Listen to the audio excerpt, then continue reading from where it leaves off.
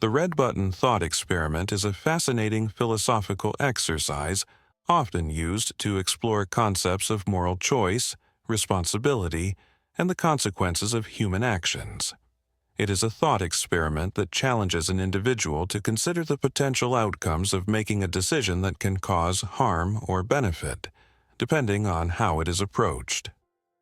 The central theme of the red button thought experiment revolves around the presence of a button, often symbolizing a power or decision that leads to a significant consequence.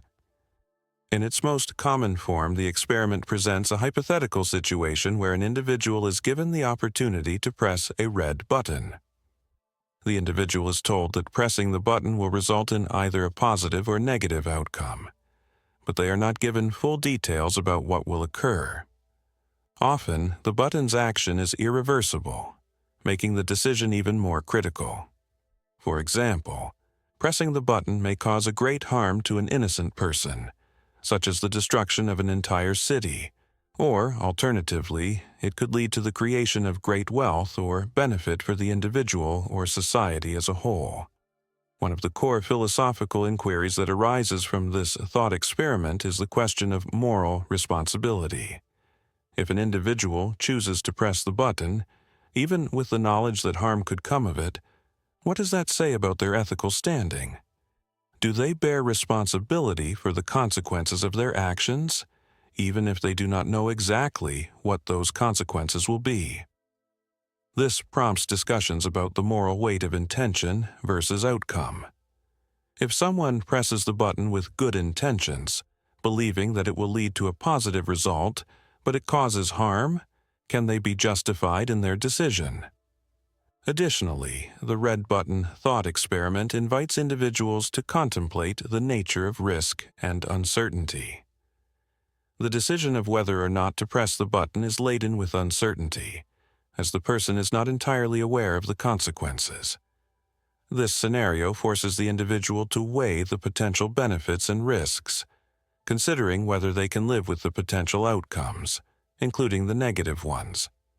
It also raises questions about the limits of human foresight and the unpredictability of the world.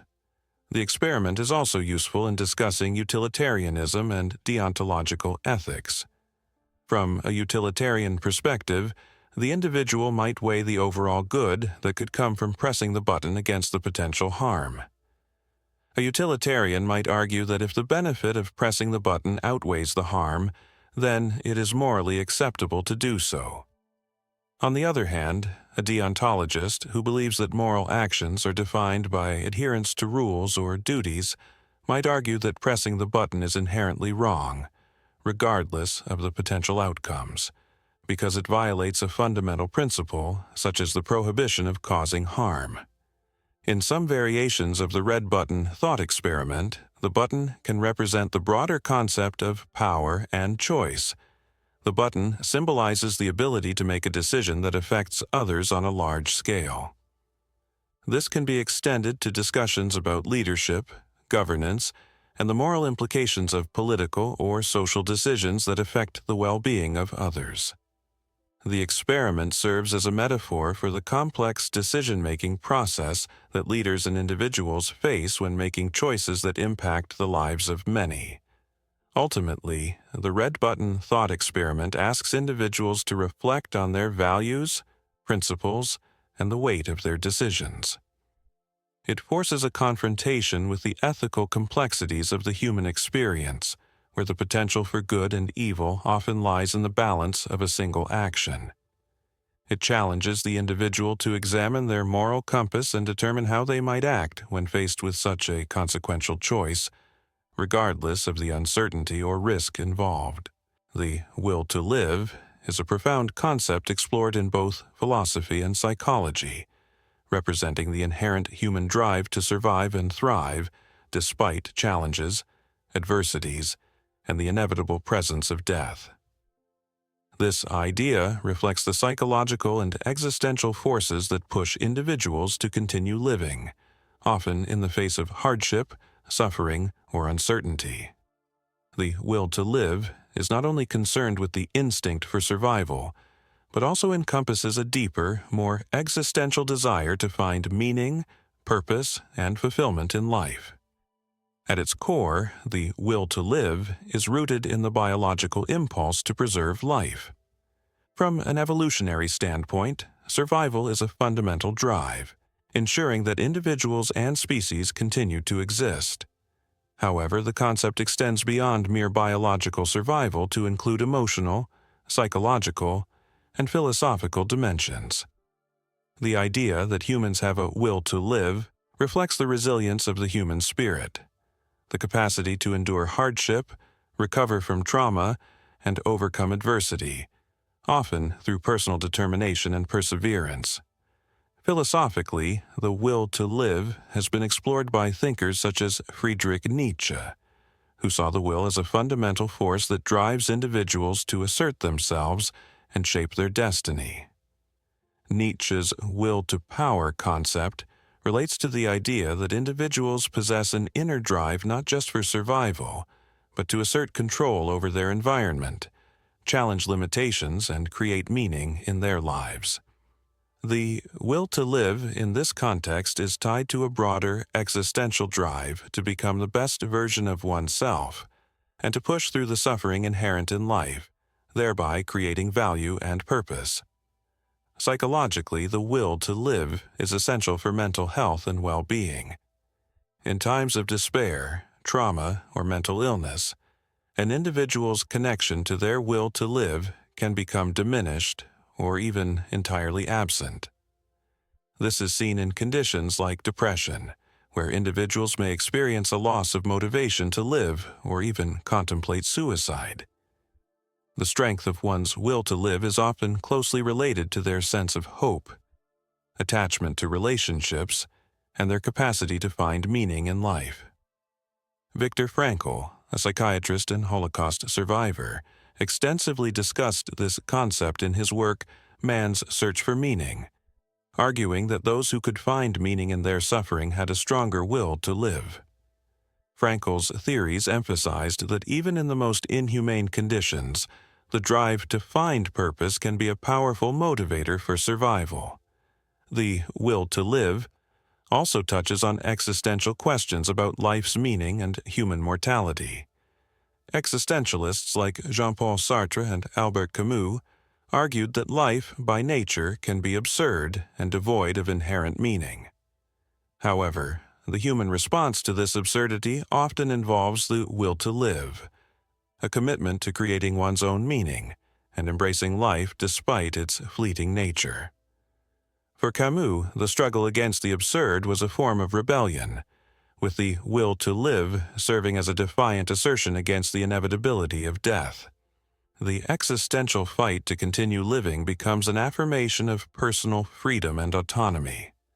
Moreover, the concept of the will to live is significant in the context of human relationships, community, and connection. Human beings are social creatures, and much of the will to live is sustained by bonds with others. The love of family, friendship, and romantic relationships often acts as a driving force for individuals to persevere, even during times of great personal challenge. In times of grief, the will to live can be reinvigorated by remembering the impact of one's life on others, as well as the positive experiences that can be shared. The will to live can also be explored through the lens of the individual's struggle with mortality. As death is a universal and inescapable reality, the human tendency to resist or delay death by fighting illness, seeking medical intervention, or finding new treatment speaks to the strength of the will to live. This struggle against death is often not just about physical survival, but also about resisting the existential void and finding meaning in the finite nature of existence. Whether through art, work, or personal growth, the individual's engagement with life, even in the face of death, speaks to an intrinsic drive to live fully. In conclusion, the will to live represents one of the most fundamental and complex aspects of the human experience. It encompasses biological survival instincts, psychological resilience, and existential meaning-making. while it may manifest differently for each individual depending on their circumstances and worldview. It remains an enduring force that drives humans to endure hardship, seek purpose, and live in a world marked by uncertainty and eventual mortality. The will to live serves as both a biological imperative and a profound expression of humanity's capacity to find meaning, strength, and hope, even in the face of suffering and death. The Repugnant Conclusion is a thought experiment in ethics, particularly in the field of population theory, introduced by philosopher Derek Parfit in his book Reasons and Persons. It presents a paradox that challenges the intuitive ideas we have about the value of human life and how to evaluate well-being on a societal scale. The thought experiment is framed within the context of utilitarianism, which generally holds that we should aim to maximize total well-being or happiness. However, when applied to population ethics, this principle leads to a conclusion that many find deeply counterintuitive and repugnant. The repugnant conclusion arises when considering two different scenarios in a population. In the first scenario, A, there is a small population where each person lives a life of high quality, with strong well-being and fulfillment. In the second scenario, Z, there is a much larger population, but each individual's life is of much lower quality, barely worth living. Under the principles of utilitarianism, the total sum of well-being in scenario Z would far exceed that in scenario A, because the sheer number of people in Z outweighs the greater quality of life in A. However, most people would intuitively find it deeply troubling to suggest that a society of many people living barely acceptable lives is better than a smaller society of individuals leading much more fulfilling lives. This paradox is known as the Repugnant Conclusion. The heart of this dilemma is the concept of marginal utility, which suggests that as the population increases, the additional benefit of each new person's well-being diminishes. This idea works in favor of increasing population size, but it also leads to the uncomfortable conclusion that a large population of individuals with lives of minimal well-being could be morally preferable to a smaller population with lives of high quality. This conclusion raises important ethical questions. Should we focus on maximizing the quantity of life, or should we prioritize the quality of life for individuals? Should our moral reasoning push us to increase population numbers at the cost of diminishing well-being for each individual? These questions are particularly relevant when addressing real-world issues such as environmental sustainability, resource allocation, and policies regarding population control. The Repugnant Conclusion challenges how we weigh the benefits of increasing population size against the moral costs of diminishing the quality of life for each individual. Several responses to the Repugnant Conclusion attempt to reconcile the paradox. Some philosophers propose average utilitarianism, which emphasizes maximizing the average quality of life rather than the total sum of well-being. Others argue for a critical level approach, which maintains that life is only worth living above a certain threshold of well-being. According to this view, a society with a large population, where most lives are barely worth living, would be less desirable than a smaller society with higher quality lives. Ultimately, the Repugnant Conclusion forces us to confront uncomfortable questions about what constitutes a better world. It challenges us to rethink how we balance the quantity and quality of life and compels us to engage with deep moral issues about human well-being, population ethics, and the best way to create a flourishing society. The Myth of Sisyphus, as presented by Albert Camus in his philosophical essay, The Myth of Sisyphus, explores the existential struggle of finding meaning in an inherently meaningless universe. The story of Sisyphus comes from Greek mythology, where Sisyphus, the king of Corinth, is condemned by the gods to an eternal punishment, to roll a massive boulder up a hill, only for it to roll back down each time he nears the summit. This cyclical punishment, which has no ultimate goal or end, reflects the absurdity of human existence and the human struggle to find meaning in a world that offers none. In his essay, Camus uses Sisyphus as a metaphor for the human condition. He argues that the fundamental experience of human life is one of absurdity, our desire to seek meaning, purpose, and understanding in a universe that is indifferent to our concerns. Just as Sisyphus endlessly pushes the boulder uphill, humans continuously search for meaning, only to be faced with the reality that meaning may not exist. Yet, Camus does not present this as a tragic conclusion, but rather as an opportunity for freedom. Camus begins by discussing the concept of the absurd, which arises when the human desire for order and understanding meets the chaotic and indifferent nature of the universe. Humans, he suggests, are driven by the need to seek meaning, yet the universe provides no answers. The absurd emerges when we realize that our search for meaning is futile. However, this recognition does not lead to despair for Camus. Instead, he believes that acknowledging the absurdity of life can lead to a deeper understanding of human freedom. In the myth, Sisyphus is condemned to an endless and fruitless task.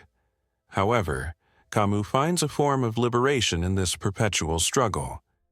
He argues that, although Sisyphus's plight is seemingly hopeless, there is power in his conscious acceptance of his fate. By embracing the absurdity of his situation and continuing his labor without illusion or hope for ultimate success, Sisyphus transcends the meaninglessness of his punishment. In this way, Camus suggests that human beings, too, can find freedom in their struggle against the absurd. The key is not to deny the absurd, but to confront it directly, accepting the lack of inherent meaning in the universe while continuing to live with passion and purpose. Camus's interpretation of Sisyphus is a call to embrace life, even in the face of its inherent futility. The human quest for meaning may be doomed to failure, but in the act of searching itself, there is a certain richness. Sisyphus, in his endless task, is free because he is no longer deceived by the illusion of meaning. Camus ultimately argues that it is not the success of our endeavors that matters, but the fact that we continue to strive. It is the struggle itself, the persistence in the face of absurdity, that gives life its value. In conclusion, the myth of Sisyphus is not just a tale of eternal punishment, but a profound reflection on the human condition. Camus uses Sisyphus's endless task to illustrate the absurdity of life and the human desire for meaning. Yet, in acknowledging the absurd, Sisyphus, and by extension humanity, can find freedom. By accepting the lack of inherent meaning and continuing the struggle anyway, we embrace life in all its complexity, creating our own purpose despite the universe's indifference. Existential nihilism is a philosophical perspective that posits that life has no inherent meaning or value. It is a branch of nihilism that applies to human existence, asserting that life is fundamentally without purpose, significance, or intrinsic meaning. This viewpoint stems from the idea that there is no overarching, objective meaning to the universe or to individual lives. According to existential nihilism, any meaning we assign to life is subjective and constructed by individuals, making it ultimately arbitrary and transient. The roots of existential nihilism can be traced back to existentialist philosophers like Friedrich Nietzsche, who explored the implications of a world without divine purpose. Nietzsche famously declared that God is dead, meaning that traditional sources of meaning, such as religion and metaphysical beliefs, were no longer relevant in the modern world. This led to the realization that without an inherent or divine meaning to guide human existence, individuals are left to navigate a universe that is indifferent to their struggles and desires. Existential nihilism challenges the notion that life has a predetermined purpose or direction. It suggests that, in the grand scheme of the cosmos, human life is insignificant. Our actions, achievements, and experiences, while meaningful to us individually, are ultimately inconsequential when considered in the context of the vast, uncaring universe. The universe, from an existential nihilist's perspective, operates without any moral framework or cosmic order. There is no inherent meaning to events, no ultimate purpose behind existence, and no grand narrative in which humanity plays a significant role. This lack of inherent meaning can be liberating or terrifying, depending on one's perspective. On one hand, existential nihilism frees individuals from the burden of adhering to external systems of meaning, such as religious doctrines or societal expectations. It offers the possibility of creating one's own meaning and purpose in life, based on personal values and desires. In this sense, it encourages a kind of radical freedom, where individuals are empowered to shape their own lives without relying on preordained narratives. On the other hand, existential nihilism can be deeply unsettling. The realization that life lacks objective meaning can lead to feelings of despair, alienation, and existential dread. If nothing ultimately matters, then questions about what to do with one's life can seem overwhelming or pointless. This sense of emptiness may cause some to experience an existential crisis, as they struggle to find motivation or direction in a world that appears meaningless. In conclusion, existential nihilism presents a stark and often unsettling view of life, asserting that existence has no intrinsic meaning. Whether liberating or disturbing, existential nihilism challenges individuals to confront the fundamental nature of existence and consider how they will respond to the seeming emptiness of the universe. Cosmic horror, a term often associated with the works of H.P. Lovecraft, is a subgenre of horror that emphasizes the insignificance of humanity in the vast, indifferent universe. This genre focuses not on the traditional scares of monsters or ghosts, but on the overwhelming existential terror that arises from the realization that the universe is vast, ancient, and utterly indifferent to human existence. The horrors in cosmic horror are often not physical or tangible, but psychological and existential, creating a sense of dread that comes from the unknown and the incomprehensible. At the core of cosmic horror is the idea that human beings are insignificant in the grand scheme of the cosmos.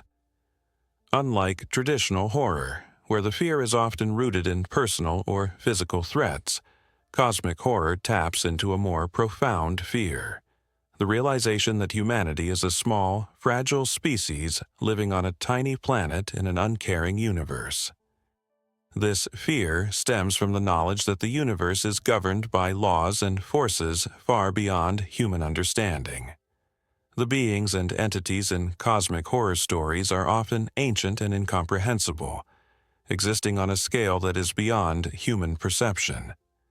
These beings are not necessarily malevolent in the conventional sense. They are simply indifferent, acting according to their own unfathomable motives, leaving humanity powerless in their wake. One of the central themes of cosmic horror is the fragility of human knowledge.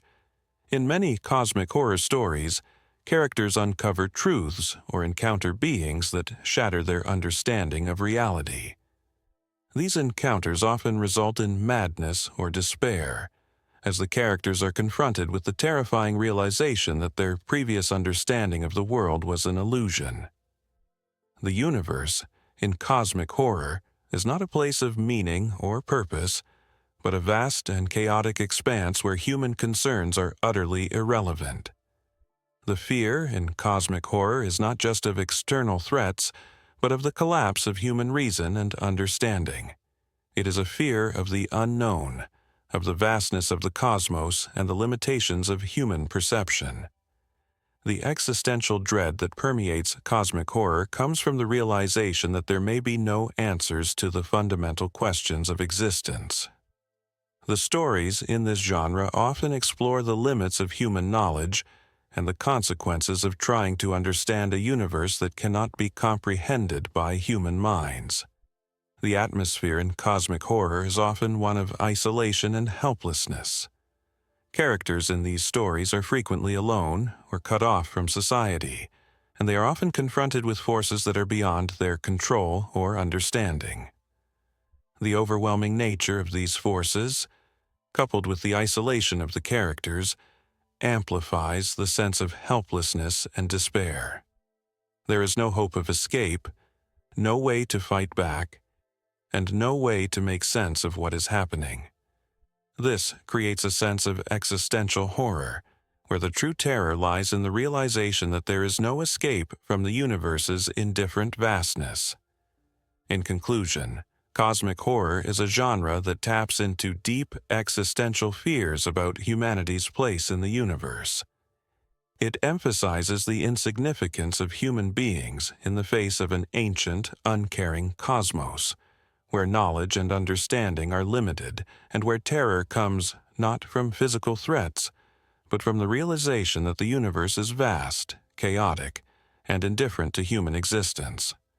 The horror in cosmic horror lies in the recognition that humanity is powerless in the face of an incomprehensible universe, and that our search for meaning may be doomed to failure. Transhumanism is a philosophical and intellectual movement that advocates for the use of advanced technology to enhance the human condition, transcending the limitations of our biology. The movement envisions a future in which humans can improve their physical, cognitive, and emotional abilities through the integration of technology, potentially leading to significant changes in human evolution. At its core, transhumanism is driven by the belief that humanity can and should use technology to overcome fundamental human limitations, such as aging, disease, and even death. The roots of transhumanism can be traced to early thinkers in science and philosophy, but it gained prominence in the late 20th and early 21st centuries. The movement is closely associated with the development of fields like biotechnology, artificial intelligence, AI, genetic engineering, and nanotechnology. These technologies, transhumanists believe, hold the potential to radically alter human life, improving our physical capabilities and enabling us to live longer, healthier lives. In its most extreme forms, transhumanism envisions a future in which humans can merge with machines, create artificial superintelligence, or even upload human consciousness into digital formats. One of the most discussed aspects of transhumanism is the desire to extend human life. Aging, according to transhumanists, is a biological process that can and should be controlled or even reversed.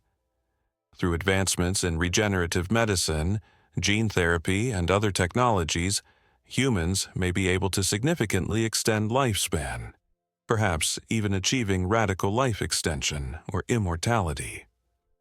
Transhumanists argue that if aging can be defeated, people could live for centuries or longer, experiencing multiple generations' worth of technological and cultural progress. In addition to life extension, transhumanism advocates for the enhancement of human intelligence and cognitive abilities. With the advent of AI and neurotechnology, humans could potentially augment their mental faculties, gaining enhanced memory, faster processing speeds, or even direct brain-computer interfaces. This would allow humans to interact with technology in unprecedented ways, increasing learning capacity and solving complex problems at an accelerated pace. Cognitive enhancements could also address conditions like mental illness, allowing individuals to achieve higher levels of emotional and psychological well-being.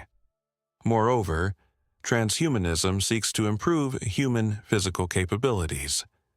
Through technologies like prosthetics, exoskeletons, and genetic engineering, humans could potentially overcome physical disabilities, enhance strength, speed, and endurance, or even achieve abilities that far exceed natural human limitations. These enhancements could radically transform how humans interact with the world and engage in physical tasks, opening up new possibilities for exploration, work, and recreation. Transhumanism also raises deep philosophical and ethical questions. A central concern is the potential consequences of significantly altering the human body and mind. Some critics argue that transhumanist goals could lead to social inequalities, as access to enhancement technologies may be limited to wealthier individuals or specific groups. This could exacerbate existing societal divisions, creating a genetic divide between the enhanced and non-enhanced.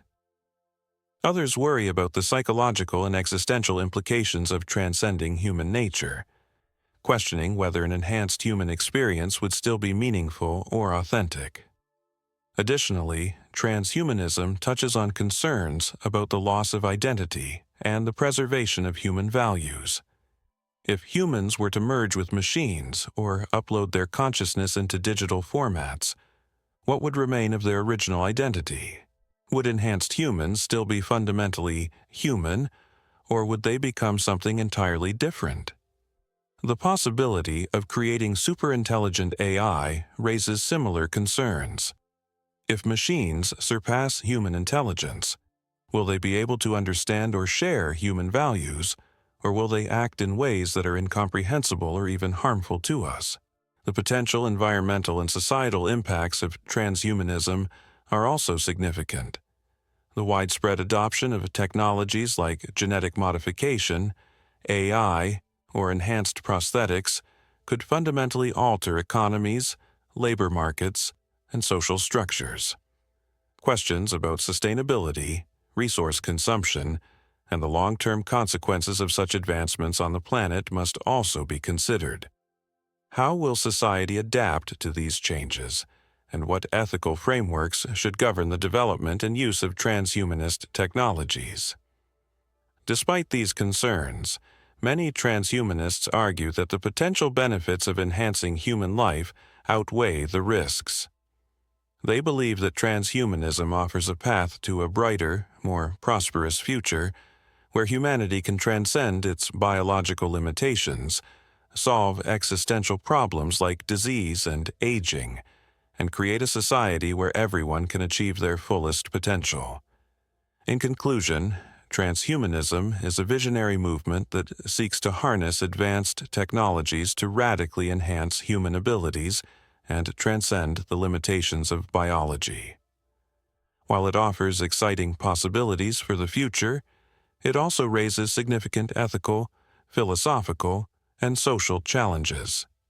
As technology continues to advance, the questions posed by transhumanism about life, identity, equality, and the meaning of humanity will become increasingly important, shaping the future of human existence in profound ways. Philosophical pessimism is a school of thought that emphasizes the negative aspects of existence, focusing on the inherent suffering, meaninglessness, and futility of human life. It challenges the idea that life is ultimately good or meaningful, and instead, it argues that human existence is often characterized by pain, frustration, and disappointment. Philosophical pessimists argue that happiness and fulfillment are fleeting or illusory, and that human efforts to find meaning or purpose in life are often doomed to fail. This pessimism is not simply a rejection of optimism, but a deeper reflection on the nature of existence and the limitations of human life. At the heart of philosophical pessimism is the belief that life is filled with suffering.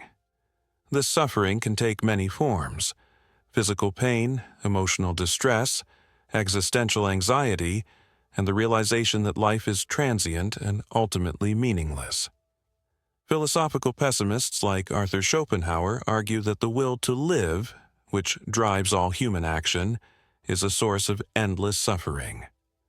The desire for pleasure, success, and fulfillment leads to frustration when these desires are unfulfilled, and even when they are achieved, they often bring only temporary satisfaction before the cycle of desire begins anew.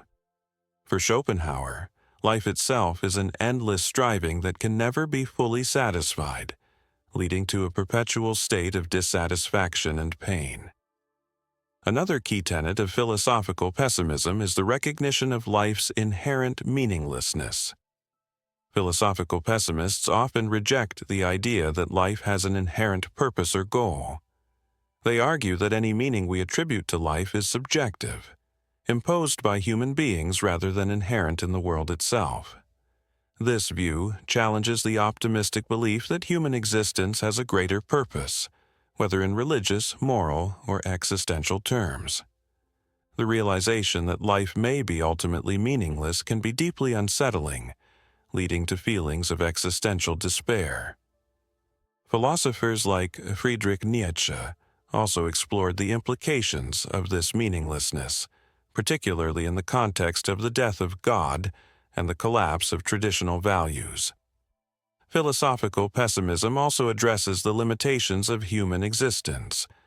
Human beings are finite, mortal creatures, and no matter how much we strive to achieve or understand, we are ultimately constrained by our own limitations. We are born, we live, and we die, and the span of our existence is but a fleeting moment in the vastness of time. Philosophical pessimists argue that this awareness of our mortality, along with our inability to control or understand the world around us, adds to the sense of futility that permeates human life. The human condition is marked by a tension between our desire for meaning and our inevitable confrontation with the limitations of our existence. Despite its focus on the negative aspects of existence, philosophical pessimism is not necessarily a call for resignation or despair. Some pessimists, like Schopenhauer, suggest that the recognition of life's suffering and meaninglessness can lead to a form of transcendence. By accepting the inevitability of suffering and the limitations of our existence, we can free ourselves from the false hope of achieving lasting happiness or meaning. In this sense, philosophical pessimism can offer a kind of liberation, encouraging individuals to live authentically and without the illusions of progress or ultimate fulfillment. In conclusion, philosophical pessimism offers a sobering view of the human condition, emphasizing the suffering, meaninglessness, and limitations that define existence. It challenges the optimistic belief that life is inherently good or purposeful, instead suggesting that human efforts to find meaning or happiness are often futile. However, this recognition of life's inherent negativity can also serve as a source of liberation, allowing individuals to confront the reality of their existence without the need for false hope or illusions. Ultimately, philosophical pessimism invites a deeper reflection on the nature of life, urging us to accept the harsh truths about our existence while finding meaning in the acceptance of our limitations.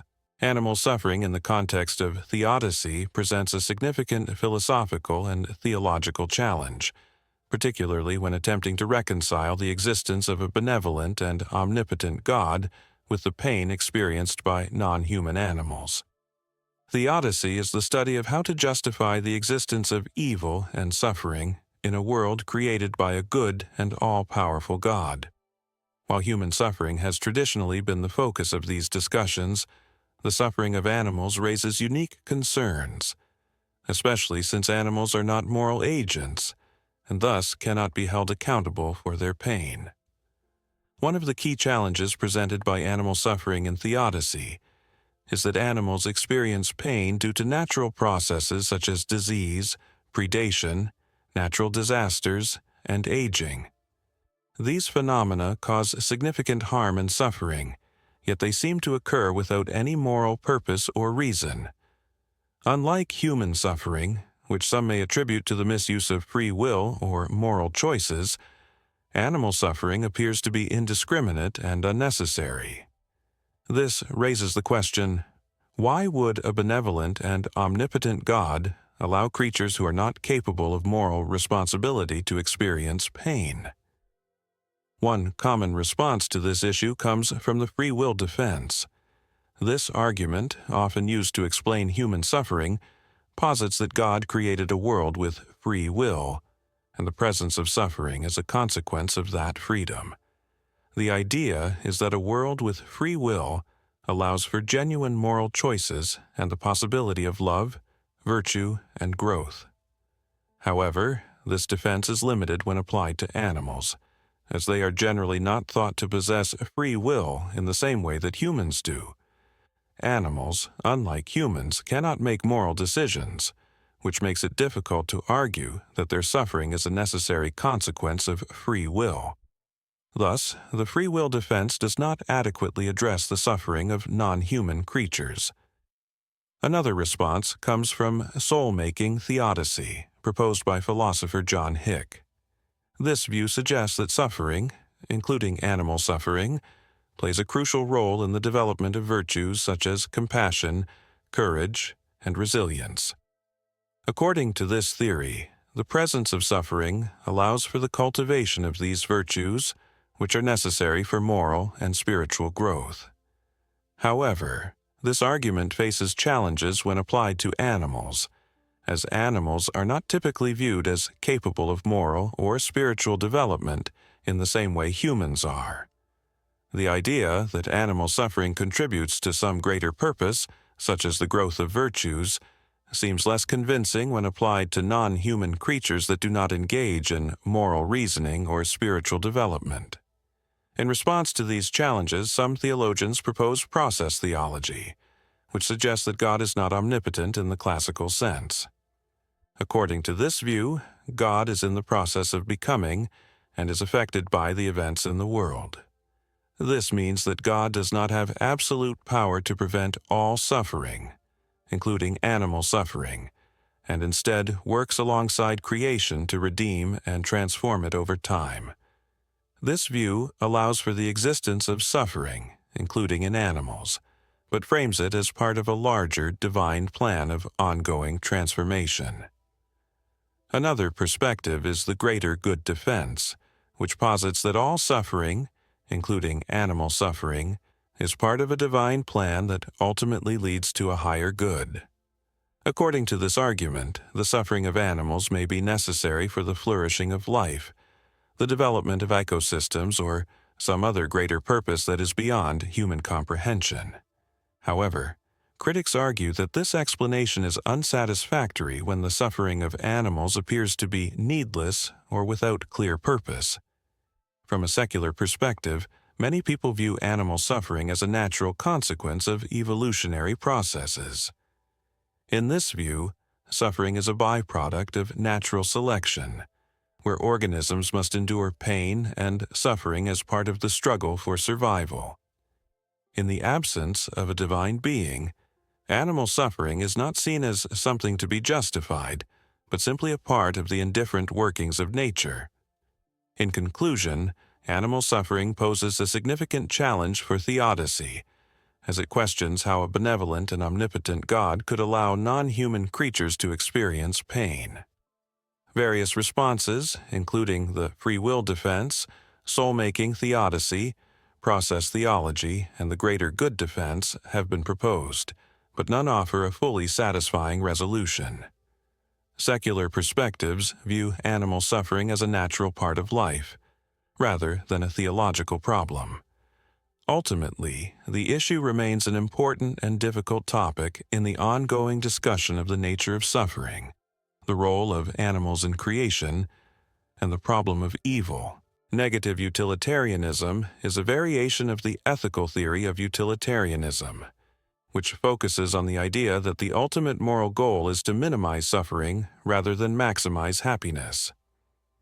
Traditional utilitarianism, as proposed by philosophers like Jeremy Bentham and John Stuart Mill, holds that actions should be evaluated based on their ability to produce the greatest amount of happiness or pleasure for the greatest number of people.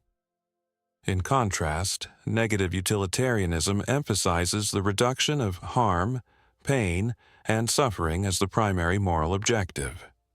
At the core of negative utilitarianism is the belief that suffering is the greatest moral evil, and that reducing suffering should take precedence over promoting pleasure or happiness. This approach rejects the idea that positive outcomes, such as increased happiness, can ever justify significant amounts of suffering.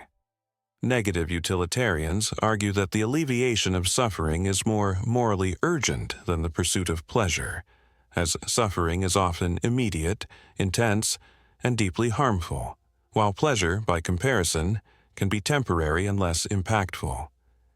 One of the key differences between negative utilitarianism and traditional utilitarianism lies in the way moral decisions are made. Traditional utilitarianism might justify actions that cause harm if the overall happiness produced outweighs the suffering caused. However, negative utilitarianism places a stronger emphasis on minimizing suffering, sometimes even to the point of sacrificing potential happiness if it prevents greater harm. In this view, the primary moral duty is to avoid harm whenever possible, and the pursuit of happiness is secondary to the reduction of suffering. A central challenge to negative utilitarianism is the issue of the paradox of negative utilitarianism, which arises when the pursuit of minimizing suffering leads to morally questionable conclusions. Some negative utilitarians, such as the philosopher Karl Popper, have suggested that if reducing suffering is the highest moral priority, one might be compelled to consider extreme measures, such as the elimination of sentient beings altogether, in order to prevent any future suffering. This radical conclusion has sparked debates and criticisms of the theory, as it seems to contradict common moral intuitions about the value of life and the sanctity of human existence. Despite these challenges, negative utilitarianism also offers a compelling critique of traditional utilitarianism, particularly in its treatment of suffering. By focusing on the reduction of harm, negative utilitarianism highlights the moral urgency of addressing suffering and injustice in the world. It also serves as a reminder that the alleviation of pain and the prevention of harm should be central to our ethical considerations, particularly in situations where the suffering of others is significant and avoidable. Negative utilitarianism has implications for a wide range of ethical dilemmas, including issues related to social justice, environmental ethics, and global well-being.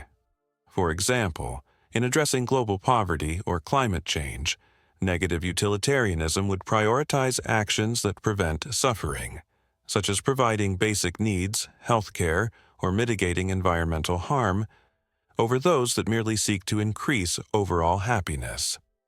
Similarly, in the context of medical ethics, negative utilitarianism might advocate for policies that prioritize pain relief and the prevention of suffering, even if such measures do not lead to an overall increase in happiness or well-being.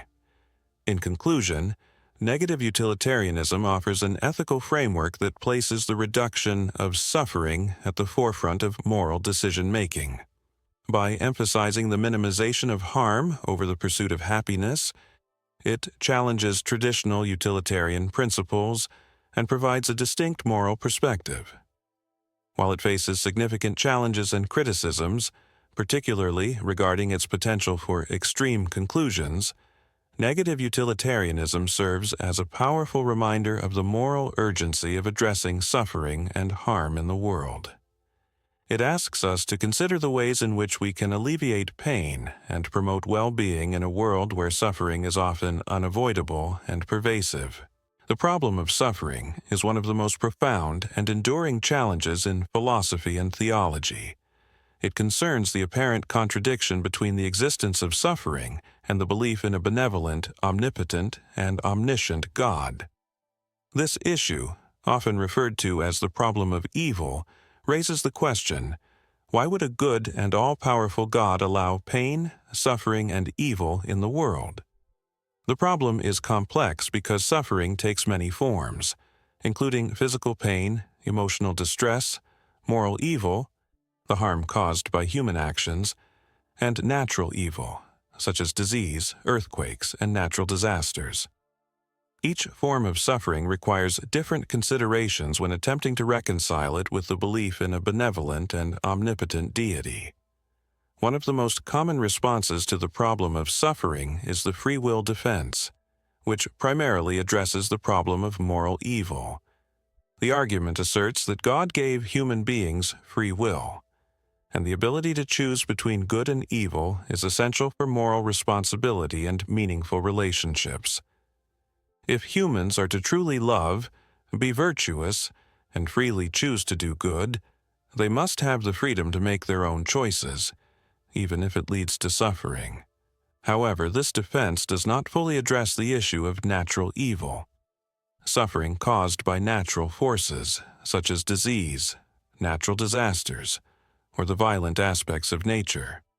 Since animals and the natural world do not have free will in the same sense as humans, this explanation is insufficient for addressing their suffering. Another response is the soul-making theodicy, proposed by philosopher John Hick. This theory suggests that suffering is necessary for the development of moral and spiritual virtues, such as compassion, courage, and resilience. According to this view, a world without suffering would not provide the opportunities for individuals to grow morally or spiritually. Suffering is seen as a tool for soul-making, helping people mature and strengthen their character. However, this view faces challenges when considering the suffering of innocent beings, such as children or animals, who may experience pain without having the opportunity to develop virtues. For example, the death of a child or the suffering of animals seems excessive and unnecessary if suffering is truly necessary for moral or spiritual growth. Process theology offers a more radical response to the problem of suffering. This theological view suggests that God is not omnipotent in the classical sense. Instead of being all-powerful and able to prevent suffering, God is seen as a being who is affected by events in the world. According to process theology, God is not a distant, unchanging entity but is involved in the ongoing process of creation. This means that God cannot prevent all suffering, as creation is dynamic and in flux. In this view, suffering is not a result of God's will, but a natural part of the world's unfolding. God, rather than preventing suffering outright, works within the world to bring about healing and transformation over time. Another approach is the greater good defense, which suggests that all suffering serves a higher purpose, even if it is not immediately clear to human understanding. The idea is that suffering may lead to greater goods, such as the development of empathy, strength, or scientific advancements. According to this view, God allows suffering because it ultimately serves a greater plan, even though humans cannot always perceive or understand the greater good in the moment. Critics, however, argue that this explanation seems insufficient when suffering appears excessive, senseless, or pointless, particularly in cases of unnecessary pain, such as that of innocent children or animals. From a secular perspective, the problem of suffering is often addressed without reference to God. Many atheists and agnostics view suffering as an inevitable part of the natural world, arising from biological, evolutionary, and physical processes. In this view, suffering is a consequence of the way life operates, including the process of natural selection, where organisms must struggle and endure pain to survive and reproduce. There is no divine purpose behind suffering in this view, and it is simply a byproduct of the natural order of life. In conclusion, the problem of suffering challenges traditional understandings of God's nature and forces deep reflection on the meaning of pain and evil in the world. Responses such as the free will defense, soul-making theodicy, process theology, and the greater good defense have been proposed, but none offer a definitive solution. The issue of suffering remains central to theodicy and ethics, as it continues to provoke debate about the existence of God, the nature of evil, and the role of suffering in human life. While secular perspectives view suffering as part of the natural world, religious responses attempt to find meaning or purpose behind suffering, seeking to reconcile it with a belief in a benevolent deity. Ultimately, the problem of suffering remains one of the most significant and unresolved issues in philosophy and theology, The silence of God is a concept that touches upon the perceived absence of divine presence or intervention, especially in moments of intense human suffering. This idea has been a central theme in both religious and philosophical discourse, particularly in relation to the problem of evil and theodicy. It reflects a tension between the belief in a benevolent, omnipotent God and the reality of pain, suffering, and injustice in the world.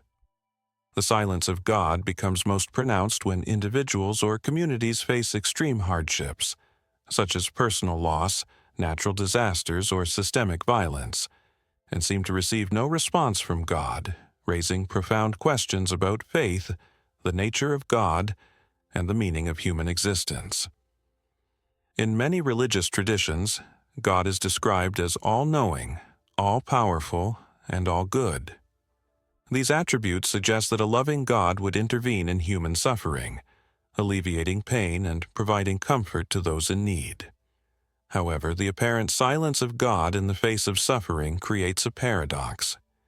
If God is truly benevolent and omnipotent, why does God allow pain and evil to persist? This question has led to various theological explorations about the nature of God's silence. Some view this silence as a form of divine absence, where God does not intervene because of indifference or a lack of concern for human suffering. Others argue that the silence of God is not evidence of God's absence, but reflects a deeper, more complex relationship between God and humanity. One possible interpretation is that God's silence is a way of respecting human autonomy and free will. According to this view, the suffering in the world is a consequence of human choices, and divine intervention would undermine human freedom. In this sense, God's silence may be seen as a form of divine respect for the freedom of human beings to act, even if those actions lead to suffering. This argument suggests that the absence of intervention is not a lack of care, but a necessary consequence of a world in which humans are free to make their own choices. The silence of God also raises existential questions about the meaning of suffering itself. If God remains silent in the face of human pain, is there any purpose to the suffering that individuals experience? The answer to this question depends on one's perspective on suffering. Some religious perspectives suggest that suffering is a test of faith or a means by which individuals can grow spiritually. In these views, the silence of God is not a sign of abandonment but an opportunity for people to strengthen their trust in God, even in the absence of clear answers or comfort. The silence can thus be seen as a test of devotion, calling individuals to rely on their faith rather than immediate signs of divine intervention. The theme of divine silence is often explored in literature, where authors have used the concept to examine the human condition. In Fyodor Dostoevsky's The Brothers Karamazov, the character Ivan Karamazov challenges the idea of a benevolent God in light of the suffering of innocent children.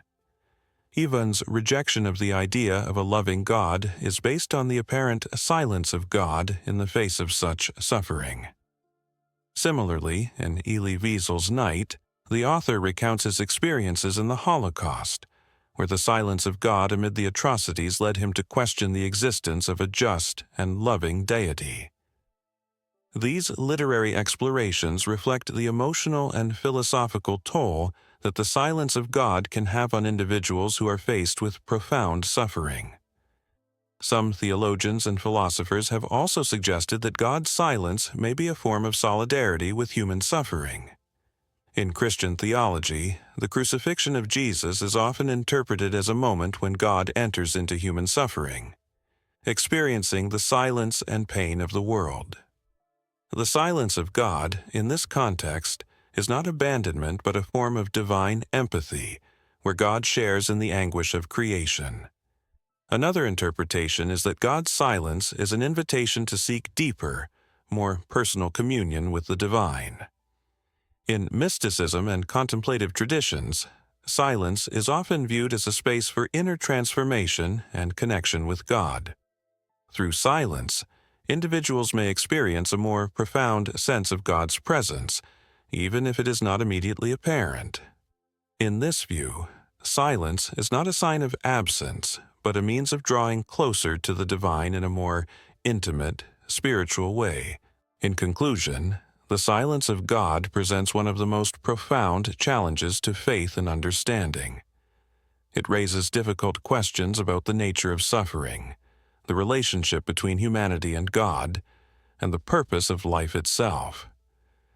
While some interpret the silence as a sign of divine indifference or abandonment, others see it as a complex aspect of human freedom, spiritual testing, or divine empathy. Ultimately, the silence of God is a theme that continues to inspire deep reflection on the nature of existence, the problem of evil, and the possibility of finding meaning in a world that often seems devoid of answers. The concept of eternal torment in the cycle of samsara is a complex and often disturbing aspect of many Eastern religious traditions, particularly within Hinduism, Buddhism, and Jainism. Samsara refers to the continuous cycle of birth, death, and rebirth, in which souls are trapped until they achieve liberation, moksha or nirvana. The idea of eternal torment within samsara raises profound philosophical and ethical questions about the nature of suffering, the self, and the potential for ultimate freedom from this cycle. In these traditions, samsara is not a static state, but a dynamic and ongoing cycle of existence, where beings are continually reborn into different lives based on their actions, karma, in previous lives. In Hinduism, for example, the cycle of samsara is governed by the law of karma, where one's actions in life determine the conditions of their next incarnation. Similarly, in Buddhism, samsara is driven by attachment, desire, and ignorance, leading beings to accumulate karma that results in continued rebirth and suffering. The notion of eternal torment within samsara is often associated with the belief that suffering is an intrinsic part of existence. This suffering is not limited to physical pain, but encompasses mental, emotional, and existential anguish. In Hinduism, the cycle of rebirth can lead individuals into various realms of existence, some of which involve intense suffering. For instance, the hellish realms, Naraka, are places where beings experience tremendous torment as a result of their negative karma. However, even in these realms, the suffering is not necessarily eternal. The belief is that individuals will eventually be reborn into other forms of existence once their karma is exhausted. In Buddhism, suffering is seen as an inevitable part of samsara. The Buddha's teachings, known as the Four Noble Truths, emphasize that all life is marked by suffering, dukkha, which is a result of attachment and craving. Even beings who are not in hellish realms still experience suffering, as samsara is inherently unsatisfactory. Buddhism does not teach that there is a permanent, eternal torment. Rather, it views samsara as a state that is perpetuated by ignorance and attachment. Liberation from this cycle, through the attainment of nirvana, involves the cessation of desire and the realization of the impermanence of all things. The idea of eternal torment in samsara also presents ethical and existential challenges. If suffering is an inherent part of samsara, the question arises as to why this cycle exists in the first place. Why would an individual's actions, often seen as relatively insignificant in the vastness of time, lead to such overwhelming and lasting consequences? In Hinduism, one explanation is that the soul, Atman, is ultimately divine and eternal, and its journey through samsara serves as a way for it to learn and grow spiritually. The suffering experienced in samsara is seen as part of the process of purification, leading the soul closer to liberation. In this view, suffering is not purposeless, but rather part of a divine plan for spiritual evolution. However, the idea of eternal torment, even if temporary, can still seem unjust, especially when considering the immense suffering experienced by innocent beings, or those who are caught in the cycle of samsara without awareness. In Buddhism, the notion of anatta, non-self, and the understanding of impermanence offer a way to transcend the fear of eternal torment. By recognizing that the self is an illusion and that suffering is temporary, individuals are encouraged to cultivate compassion and mindfulness in order to break free from the cycle of samsara. In conclusion, the concept of eternal torment within samsara challenges our understanding of suffering, morality, and the nature of existence. In both Hinduism and Buddhism, the cycle of samsara is seen as a process that can eventually lead to liberation, though it involves profound suffering. While the idea of eternal torment in samsara raises ethical concerns, it is framed within a larger spiritual context where suffering is ultimately seen as a means of purification or a result of ignorance. The ultimate goal is to transcend samsara through spiritual growth, leading to freedom from the cycle of rebirth and suffering. This view offers both a challenge and a path to understanding the nature of existence and liberation from suffering.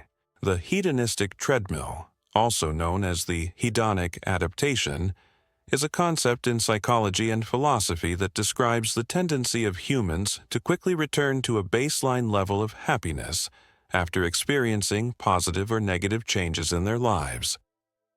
The term was coined to explain the phenomenon where, despite achieving greater pleasure, wealth, or success, individuals often find themselves seeking more in an endless cycle, with no lasting increase in their overall sense of well-being.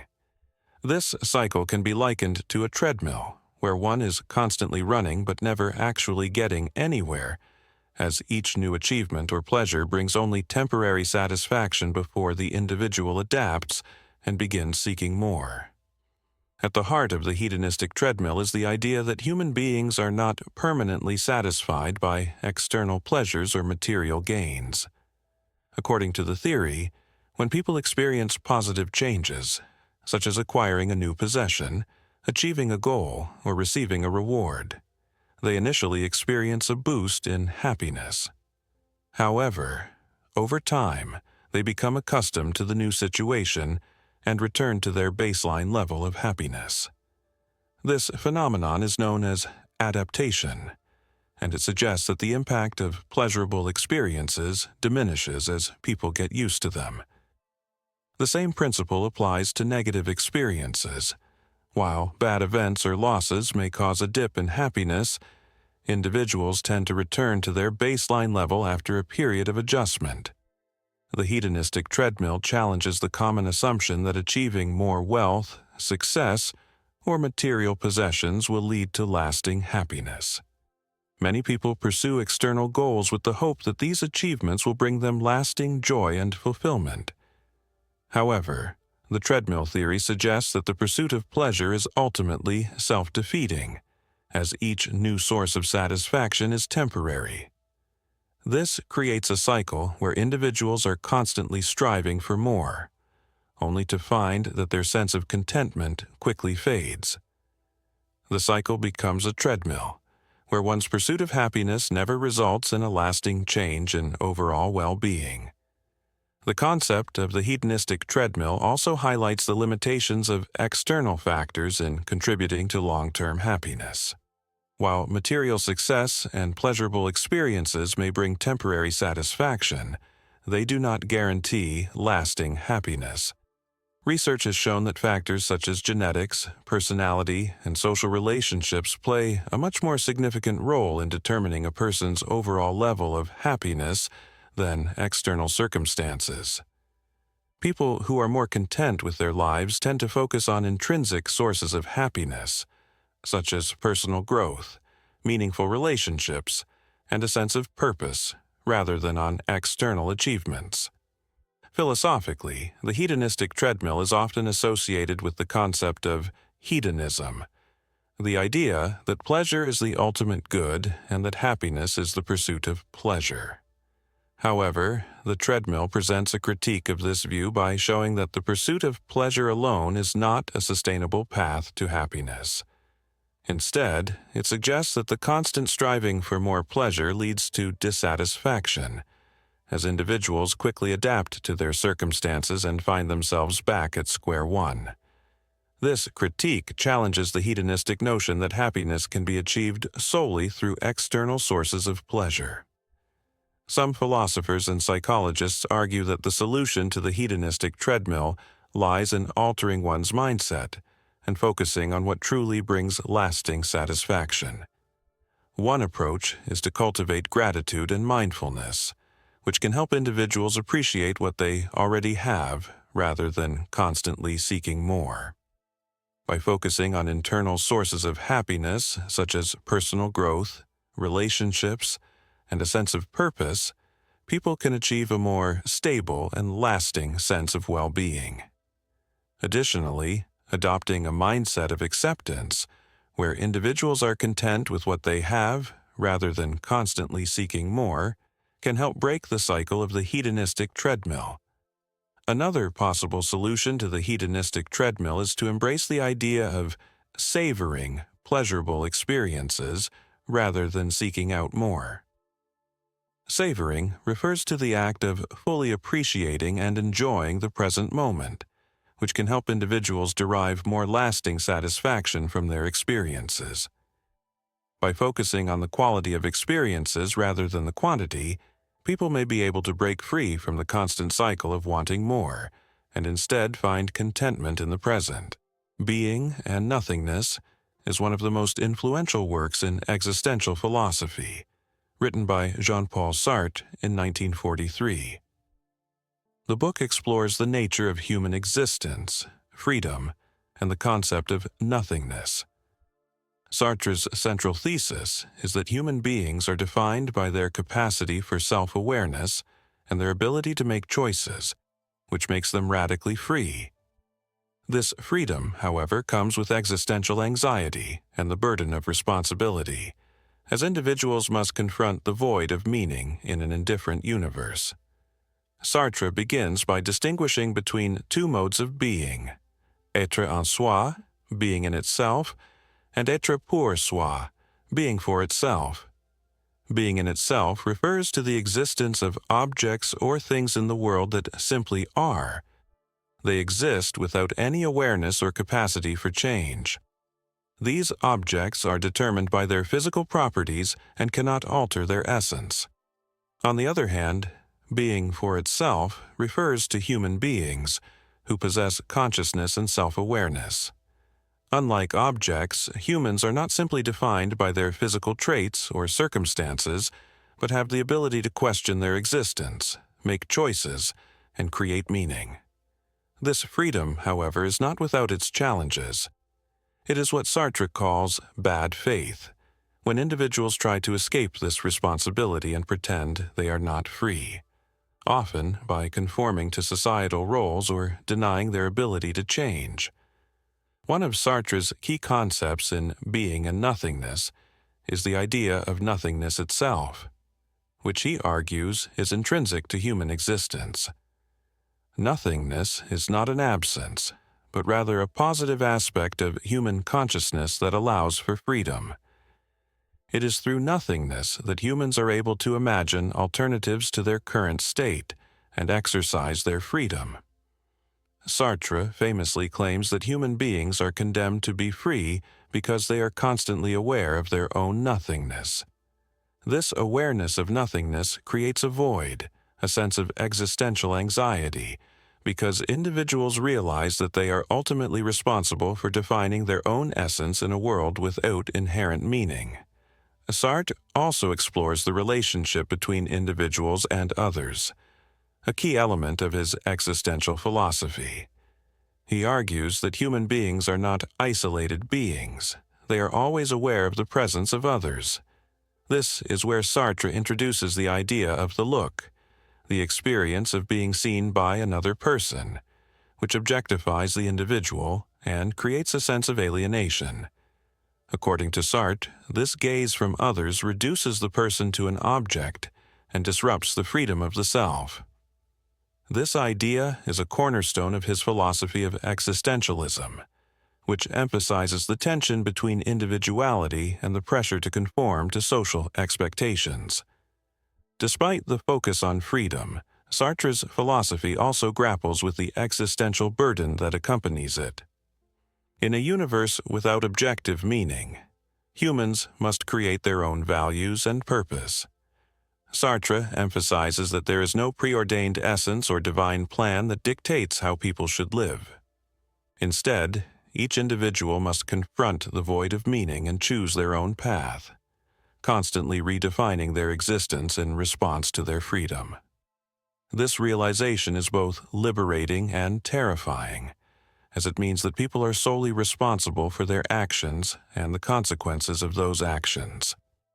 In conclusion, Being and Nothingness is a profound exploration of human freedom, self-awareness, and the existential challenges of living in a world without inherent meaning.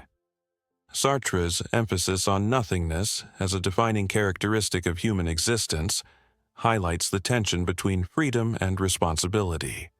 The concept of bad faith addresses how people avoid their freedom, while Sartre's focus on the other's gaze illustrates the complexities of human relationships.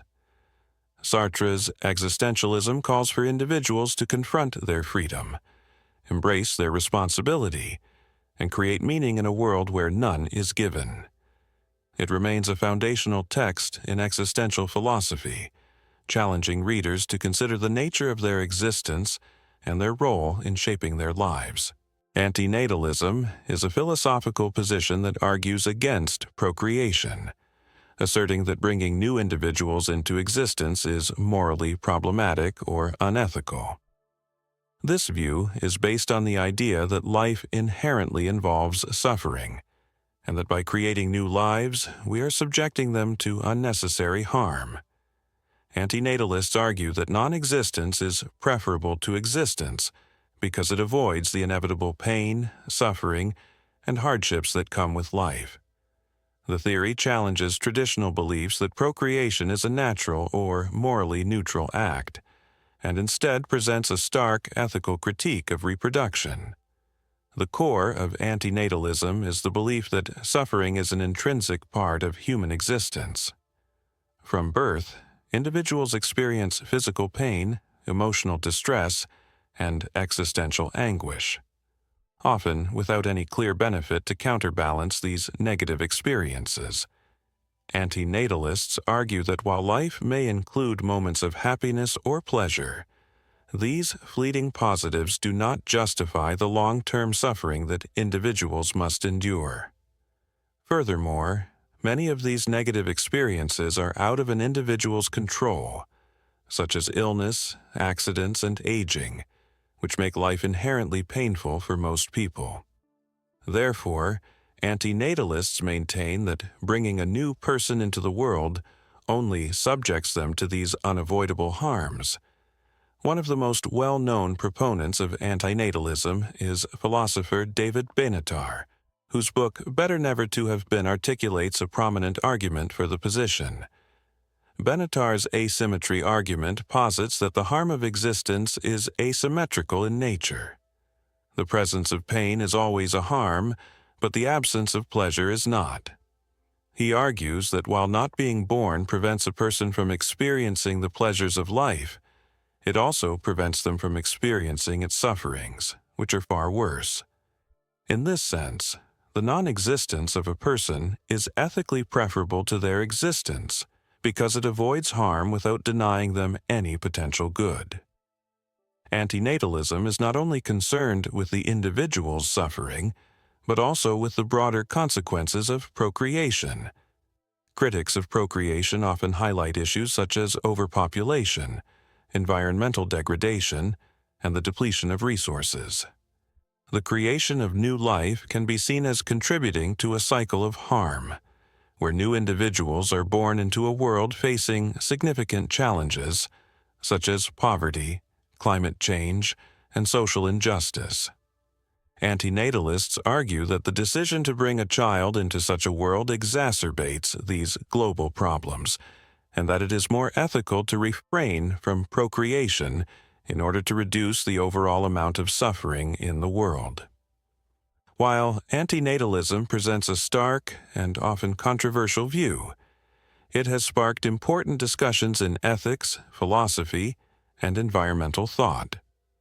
Critics of antinatalism argue that the theory is overly pessimistic and that life can hold meaning and value despite its challenges. They contend that individuals can find joy, purpose, and fulfillment even in the face of hardship, and that procreation can be seen as a natural, fulfilling part of human existence. Furthermore, they argue that antinatalism's rejection of procreation overlooks the possibility of creating a better world for future generations where suffering may be mitigated or reduced. Despite these criticisms, antinatalism has gained traction in certain circles, particularly among those concerned with environmental sustainability and the ethics of procreation. Some proponents of the philosophy suggest that, rather than focusing on individual happiness, we should consider the collective well-being of all sentient beings, arguing that preventing suffering by not bringing new individuals into existence is a moral responsibility. In conclusion, antinatalism presents a radical philosophical stance that challenges the ethics of reproduction. It suggests that procreation is morally problematic because it inevitably subjects new individuals to suffering, and it argues that non-existence is preferable to existence for ethical reasons. While controversial, antinatalism raises important questions about the nature of life, suffering, and responsibility, and continues to be a topic of philosophical debate. Whether or not one agrees with its conclusions, the philosophy encourages deep reflection on the value of life and the ethical implications of bringing new lives into the world. Eco-philosophy, also known as ecological philosophy or environmental philosophy, is a branch of philosophy that examines the relationship between human beings and the natural environment. It integrates various philosophical, ethical, and ecological principles to explore how humans interact with the world around them and the ethical implications of these interactions. Rooted in both environmentalism and deep philosophical thought, eco-philosophy seeks to understand the nature of the environment, the moral obligations of humans toward it, and the ethical issues surrounding ecological conservation, sustainability, and the preservation of biodiversity. At the core of eco-philosophy is the recognition of the interdependence between humans and the environment. The traditional Western worldview has often viewed nature as something to be exploited for human benefit, but eco-philosophy challenges this perspective by emphasizing the intrinsic value of nature itself, beyond its usefulness to humans. It questions the anthropocentric, human-centered view of the world, advocating instead for a more ecocentric or biocentric approach. In this view, the well-being of non-human species, ecosystems, and the planet as a whole is seen as just as important as human well-being. A key idea in eco-philosophy is the concept of ecological justice, which emphasizes that human actions should be guided by moral principles that take into account the rights and interests of all living beings, not just humans. This perspective challenges the traditional anthropocentric ethics, which tends to prioritize human needs and desires over those of other species. The idea of ecological justice asks us to consider how our actions affect the planet and other species, and to make decisions that are sustainable and respectful of all life forms. This involves understanding the long-term impacts of human activities, such as deforestation, pollution, and climate change, and the ethical responsibility humans have to mitigate these effects. Another important concept in eco-philosophy is biocentrism, which holds that all living beings have inherent value and moral standing. Biocentrism asserts that nature has intrinsic worth, regardless of its utility to human beings. This contrasts with anthropocentrism, which argues that only humans have intrinsic value, and the environment is valuable only insofar as it serves human interests. Biocentrism promotes the idea that humans have a duty to respect the rights of animals, plants, and ecosystems, recognizing that they, too, have an inherent value independent of human use. Eco-philosophy also intersects with deep ecology, a movement founded by philosopher Arne Naess in the 1970s, which advocates for a fundamental shift in the way humans view and relate to nature. Deep ecology calls for a deep, spiritual transformation in the way we think about our relationship with the earth. It promotes a view of the world that sees all life forms as interconnected and of equal value. Deep ecology challenges the notion that human beings are separate from or superior to nature, and urges a rethinking of human priorities in favor of ecological balance and respect for all life. One of the main ethical challenges addressed by eco-philosophy is the issue of sustainability. Sustainability involves meeting the needs of the present without compromising the ability of future generations to meet their own needs. Eco-philosophy emphasizes that sustainability is not just a practical concern, but an ethical one as well. It asks us to consider how our actions today will impact future generations, and how we can create a world that supports both human and non-human life in the long term. This requires rethinking consumption patterns, reducing waste, conserving resources, and adopting practices that promote ecological harmony. In conclusion, eco-philosophy offers a critical lens through which to examine humanity's relationship with nature. It advocates for an ethical framework that values the intrinsic worth of the natural world, promotes ecological justice, and calls for a fundamental shift in human attitudes toward the environment. By challenging anthropocentric perspectives and embracing ecocentric and biocentric ethics, eco-philosophy encourages a more harmonious and sustainable relationship between humans and the earth.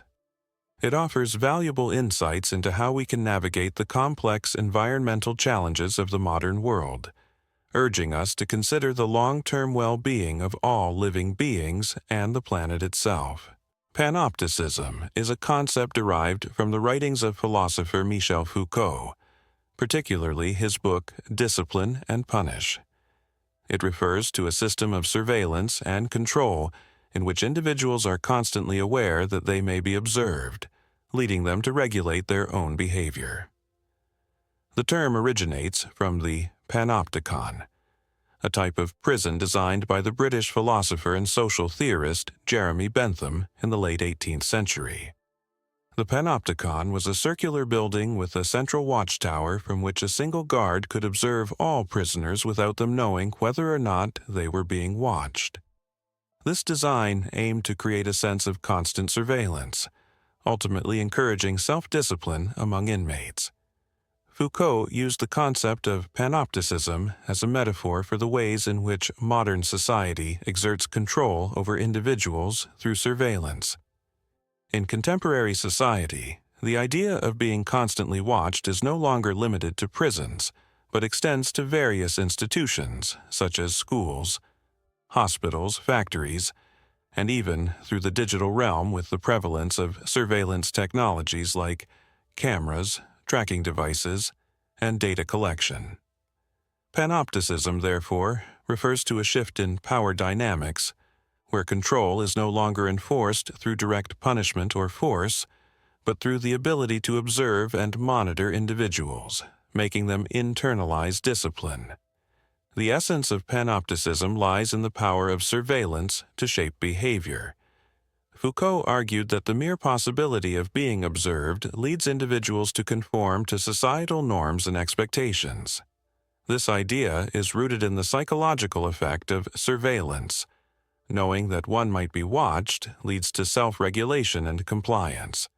In the context of a prison, for example, inmates behave as though they are always being watched, even if the guard in the tower is not constantly observing them. This constant awareness of surveillance ensures conformity and discipline without the need for physical coercion. Foucault extended this concept beyond prisons, suggesting that Panopticism represents a broader shift in how power operates in modern society. The spread of surveillance technologies, such as CCTV cameras in public spaces, GPS tracking, and the collection of personal data, exemplifies the growing influence of Panopticism. These technologies create a situation where individuals are constantly subject to observation, whether by the state, corporations, or even by other individuals. This creates a form of social control where individuals self-monitor and regulate their behavior to avoid negative consequences, such as social judgment, legal repercussions, or loss of privacy. One of the key features of Panopticism is its invisibility. In the Panopticon, the guard in the central tower is not always visible to the prisoners, which amplifies the effect of surveillance. In the modern context, the invisible nature of surveillance is even more pronounced. People may not always be aware that they are being watched, but the knowledge that surveillance could be taking place at any time compels them to behave according to societal rules. This creates a subtle but pervasive form of control, as individuals internalize the discipline imposed by the potential for observation. Foucault's analysis of Panopticism also raises questions about freedom, power, and autonomy in contemporary society.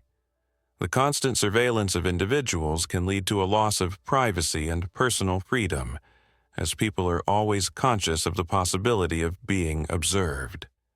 The idea of watching in Panopticism becomes not just a means of social control, but a form of power that shapes individuals' identities and behaviors. Rather than using physical force or overt punishment, power in a panoptic society works by making individuals complicit in their own regulation. This internalization of discipline leads to what Foucault calls self-policing, where individuals monitor their own behavior and conform to societal expectations without the need for external enforcement. Panopticism also raises concerns about the ethics and consequences of surveillance in modern society. The proliferation of surveillance technologies has sparked debates about privacy, freedom, and the potential for abuse of power. Critics argue that the growing reliance on surveillance leads to a culture of distrust and fear, where individuals feel they are always being watched and judged. This can have detrimental effects on mental health, social relationships, and the sense of autonomy. Moreover, the power dynamics created by surveillance can be exploited by those in positions of authority, leading to social inequality and the potential for abuse. Simulation theory is the philosophical hypothesis that reality, as we experience it, might be an artificial simulation, likely created by a more advanced civilization. This theory suggests that what we perceive as the physical universe and everything within it, including our own thoughts and experiences, could be the product of sophisticated computer simulations. It challenges fundamental assumptions about the nature of reality, knowledge, and existence. The roots of simulation theory can be traced back to the works of philosophers such as René Descartes, who famously proposed the idea of an evil demon that could deceive humans into believing in a reality that isn't true. Descartes' Meditations on First Philosophy questioned the certainty of sensory knowledge, proposing that perhaps an all-powerful deceiver could manipulate what we perceive as reality. In a sense, Descartes' philosophical musings about illusion and deception foreshadow some of the concerns central to modern simulation theory. The contemporary version of simulation theory gained significant attention through philosopher Nick Bostrom's 2003 paper, Are You Living in a Computer Simulation? In this work, Bostrom suggests that one of three possibilities must be true regarding the future of intelligent civilizations. Advanced civilizations will never reach a level of technological sophistication capable of creating realistic simulations of consciousness. If they do, they are unlikely to create such simulations for ethical reasons or lack of interest. We are almost certainly living in a simulation created by an advanced civilization. Bostrom's argument hinges on the assumption that if a civilization reaches a point of advanced technological capability, it would be possible to create a simulation so sophisticated that its inhabitants would be unaware they are inside it. The argument suggests that, given the likely number of such simulations, the probability that we are living in the base reality, the real world, is extremely low compared to the likelihood of us being in one of many simulations. Simulation theory has profound implications for our understanding of reality. If we are living in a simulation, the nature of reality is no longer something objective or independent of the observer, but is contingent on the creators of the simulation. This raises questions about free will, consciousness, and the ethical considerations of simulating sentient beings. If simulated beings are conscious and capable of experiencing suffering, then the creators of such simulations would face moral dilemmas about the treatment of these simulated beings. One of the most compelling aspects of simulation theory is its relation to advancements in computing and virtual reality. As technology improves, it becomes increasingly plausible to create simulations that are indistinguishable from physical reality, blurring the line between what is real and what is simulated. Virtual reality systems, for example, have already begun to immerse users in digital environments that seem increasingly lifelike. If these simulations continue to improve, the possibility that an advanced civilization could simulate entire universes with sentient beings becomes more believable. Critics of simulation theory argue that it is speculative and lacks empirical evidence. One of the main objections is that there is no direct proof that we are living in a simulation. Some skeptics also point out that even if future civilizations could create simulations, there may be no reason to assume they would create simulations of conscious beings, or that such simulations would be widespread. Others argue that the theory is untestable and, therefore, outside the scope of serious philosophical inquiry. However, proponents of simulation theory often look to modern physics and the concept of digital physics, which suggests that the universe could fundamentally be composed of information. Some interpretations of quantum mechanics, particularly the idea that the universe is discrete and made up of finite chunks, quantum bits or qubits, could support the idea that reality itself is computational in nature. In conclusion, simulation theory is a thought-provoking hypothesis that raises important philosophical questions about the nature of reality, consciousness, and the limits of human knowledge. While it has yet to be proven or disproven, it continues to inspire discussions about the potential relationship between advanced technology and the very fabric of existence. If we are indeed living in a simulation, it forces us to reconsider not only the structure of the universe, but also our place within it, and the ethical responsibility of those who might create such a simulated reality. The absurd is a concept in existential philosophy that refers to the conflict between the human desire for meaning, order, and purpose in life, and the universe's apparent indifference, lack of meaning, or randomness. The term is most closely associated with the work of Albert Camus, particularly his essay The Myth of Sisyphus, where he explores the absurdity of human existence and the struggle to find purpose in a seemingly meaningless world. The absurd arises from the realization that human beings seek meaning in a world that offers no inherent meaning, creating a tension between the individual's quest for understanding and the indifferent universe that does not provide it. For Camus, the absurd is not a philosophical puzzle to be solved, but an inherent part of the human condition. It emerges from the confrontation between two essential elements: humans' natural inclination to search for meaning and the universe's silent, indifferent response. In his view, humans instinctively seek explanations for their existence, striving for answers to existential questions about life, death, and the purpose of being. However, the universe does not offer definitive answers. Instead, it presents chaos, randomness, and a lack of any overarching purpose, which makes the search for meaning seem futile. This realization leads to what Camus describes as the absurd hero, an individual who confronts the absurdity of existence without resorting to nihilism or despair.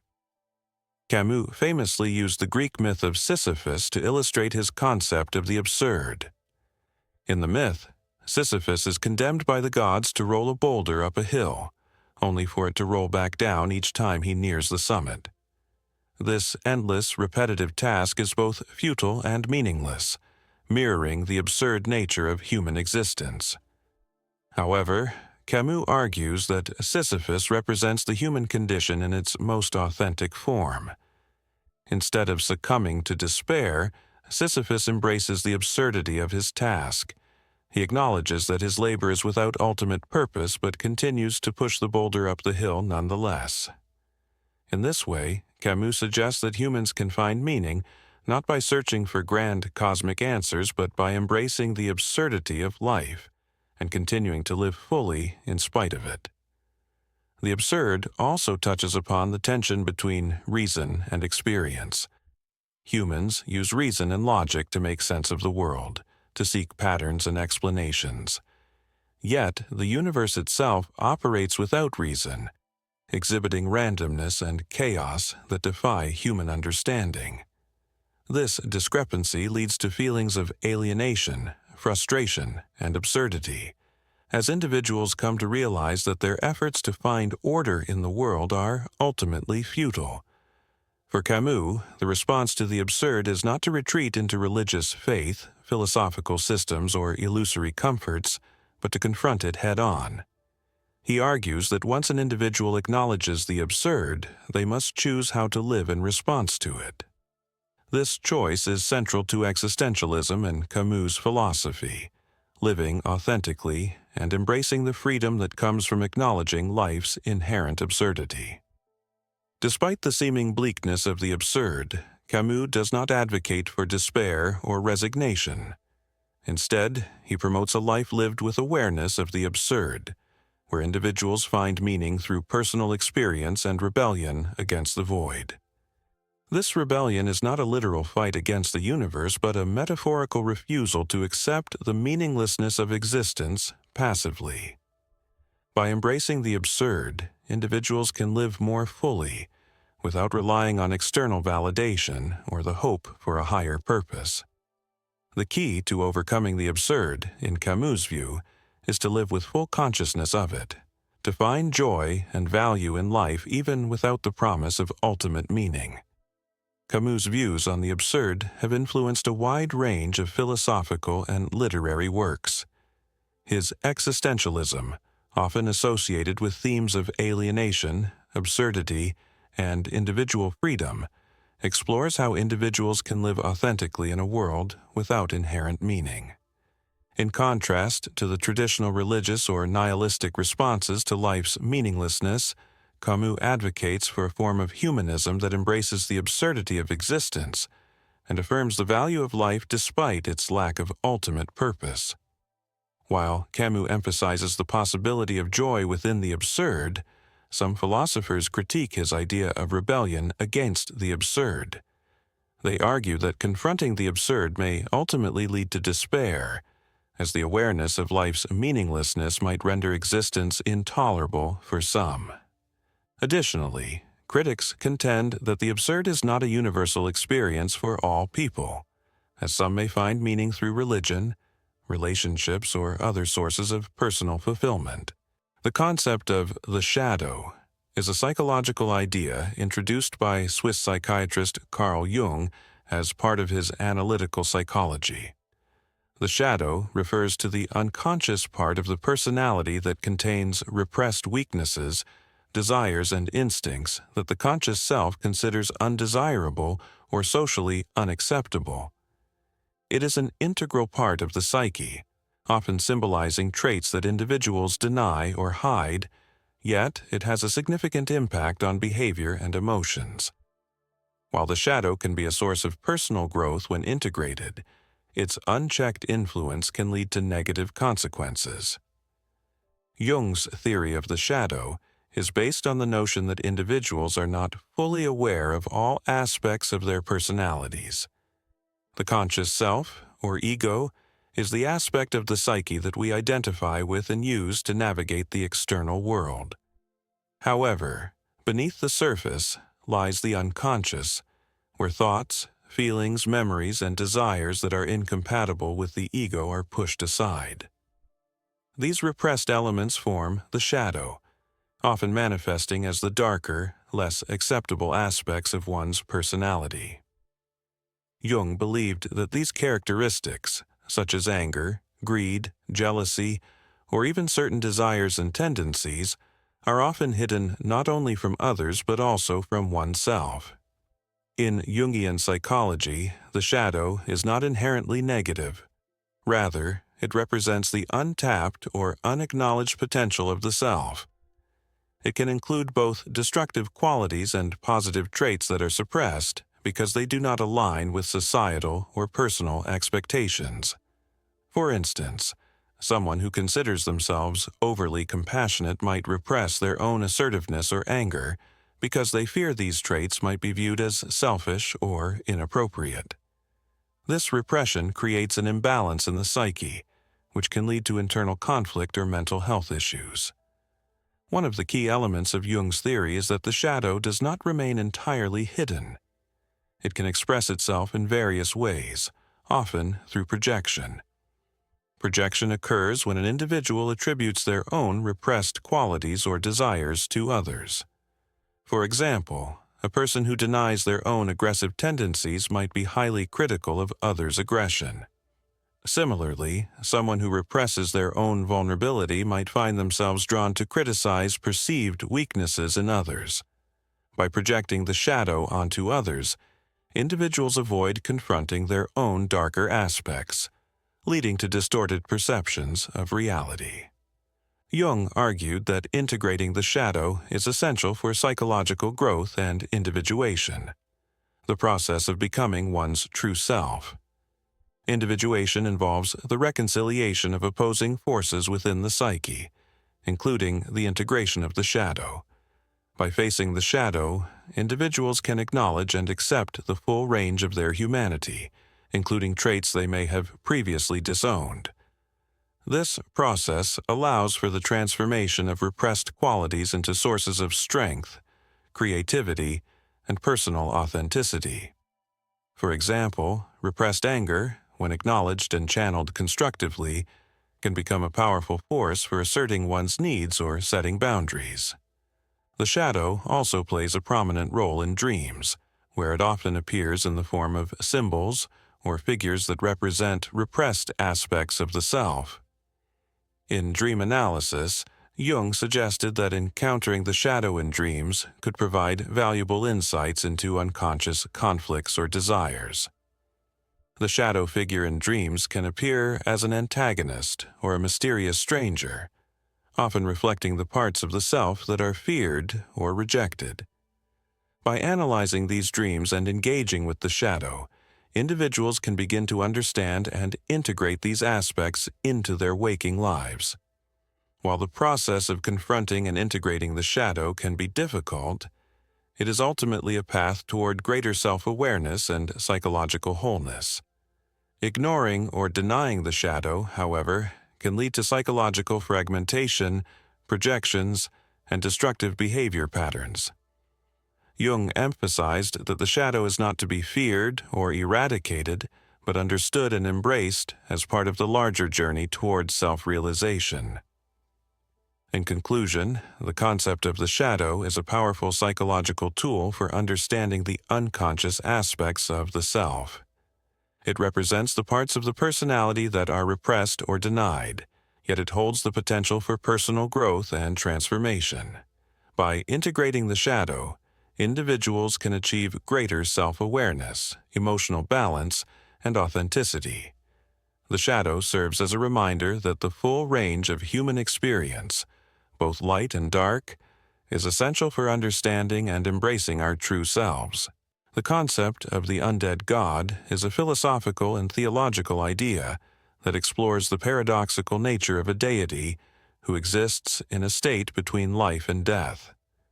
It reflects on the tension between divine omnipotence and the seeming inevitability of death or destruction, posing questions about immortality, divinity, and the nature of existence. The undead God is typically envisioned as a being whose essence transcends traditional notions of life and death, existing in a liminal state that challenges conventional religious, metaphysical, and moral frameworks. The idea of the undead God is often framed in terms of a deity who, despite being seemingly defeated, destroyed, or abandoned, continues to exist in a form that is neither fully alive nor truly dead. This paradoxical state can represent a critique of traditional religious narratives about gods, immortality, and divine omnipotence. In many religious traditions, gods are believed to be eternal, omnipotent, and immune to death. However, the undead God concept suggests that even a divine being could be subjected to destruction or decay, yet still persist in some form, raising questions about the limits of divine power and the nature of eternity. In some interpretations, the undead God embodies a form of resurrection or rebirth, where the deity is not fully alive in the traditional sense but instead exists as a lingering, decayed version of its former self. This idea can be seen as a metaphor for the human experience of existential suffering, decay, and the search for meaning in a world marked by death and impermanence. The undead God, in this sense, represents the tension between the desire for transcendence and the inevitable truth of mortality. The God's existence in a state of undeath reflects the struggle to reconcile the eternal with the transient, the divine with the mortal. This concept is often linked to existential themes, particularly those explored in literature, philosophy, and the horror genre. The undead God challenges traditional religious and metaphysical assumptions by presenting a deity who does not conform to the idealized image of an all-powerful, eternal being. Instead, it introduces the idea of a God who is flawed, broken, or scarred by the experiences of death and suffering. The undead nature of the God speaks to the idea that even divine beings might be subject to the fragility and impermanence of existence. The undead God can also symbolize the persistence of belief and worship in the face of death and destruction. In many religious traditions, the concept of an afterlife or resurrection plays a central role in providing hope and meaning to believers. However, the idea of the undead God suggests that even in the absence of a complete or traditional resurrection, the God continues to exist in a form that transcends complete death, offering a different kind of hope or salvation. This may reflect the persistence of faith and spiritual practice, even when traditional religious narratives or the idea of a living, omnipotent deity seems untenable. In some philosophical frameworks, the undead God can represent the concept of an eternal return, a cyclical view of time where life, death, and rebirth are endlessly repeated.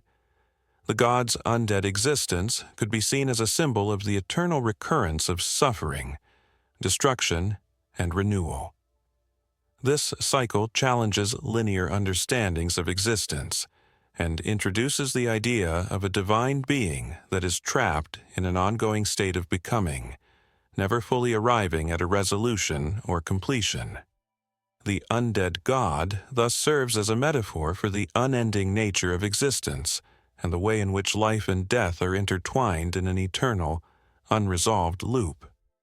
The undead God also engages with themes of cosmic horror, a genre of horror fiction that emphasizes the insignificance of humanity in the face of vast, incomprehensible forces. In this context, the undead God may represent a being whose existence is beyond human understanding, evoking fear and awe in those who encounter it. The God's undead nature makes it a terrifying and unsettling figure, not because it is alive or dead, but because it defies all conventional categories of existence. It challenges the boundaries between life and death, and by doing so, it disrupts the order of reality itself. In conclusion, the undead. God challenges conventional notions of divinity and encourages reflection on the fragility and impermanence of both the divine and the mortal. Through its ambiguity and paradox, it offers a unique perspective on the nature of belief, the persistence of faith, and the human experience of mortality. Ontological insecurity is a psychological and philosophical concept that refers to a deep sense of uncertainty or instability regarding one's existence, identity, and the nature of reality itself. It arises when individuals experience a profound lack of trust in their sense of self, the world around them, or the continuity of their personal experiences.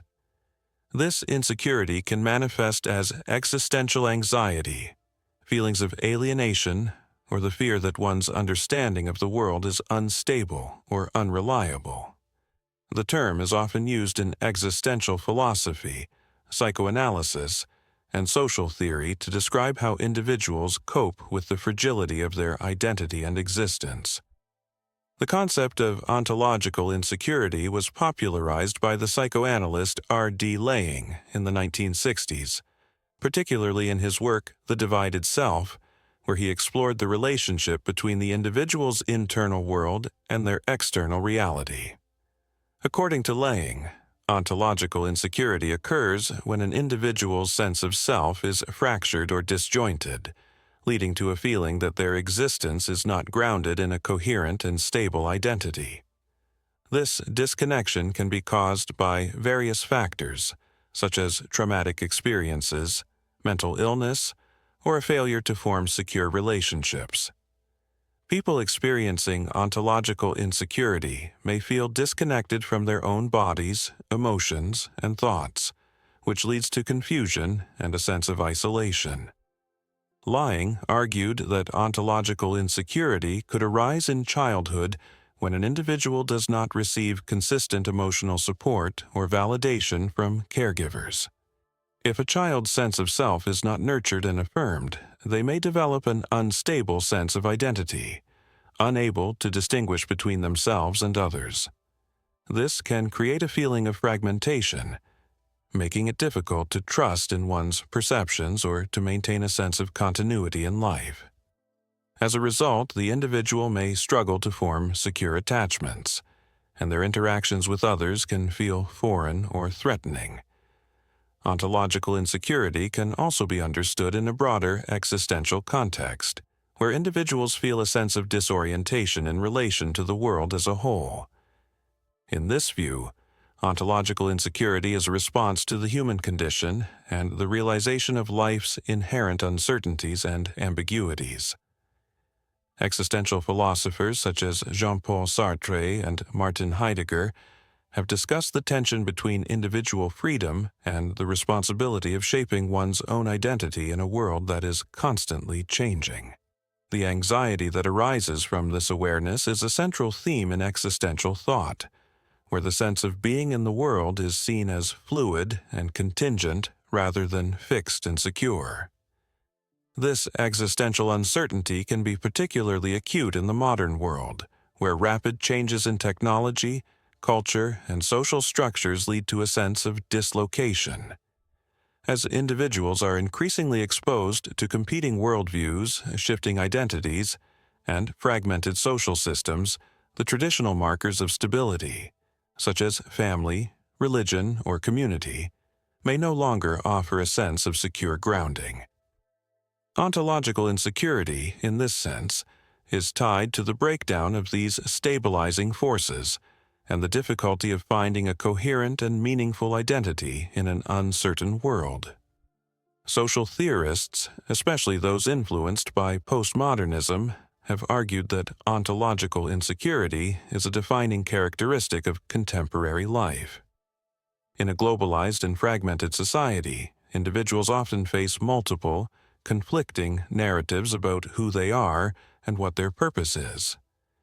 This can lead to a sense of disconnection from both the self and the external world. The postmodern condition, characterized by relativism and the questioning of absolute truths, can exacerbate feelings of ontological insecurity, as individuals struggle to find lasting sources of meaning or identity in a world that seems increasingly uncertain and unpredictable. Coping with ontological insecurity often involves the search for stability through external sources, such as relationships, belief systems, or social roles.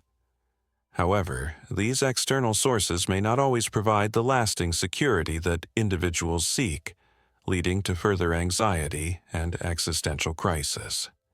Some individuals may attempt to mask their insecurity through defense mechanisms like denial, avoidance, or intellectualization, while others may seek to confront their existential doubts directly through self-exploration, therapy, or spiritual practices.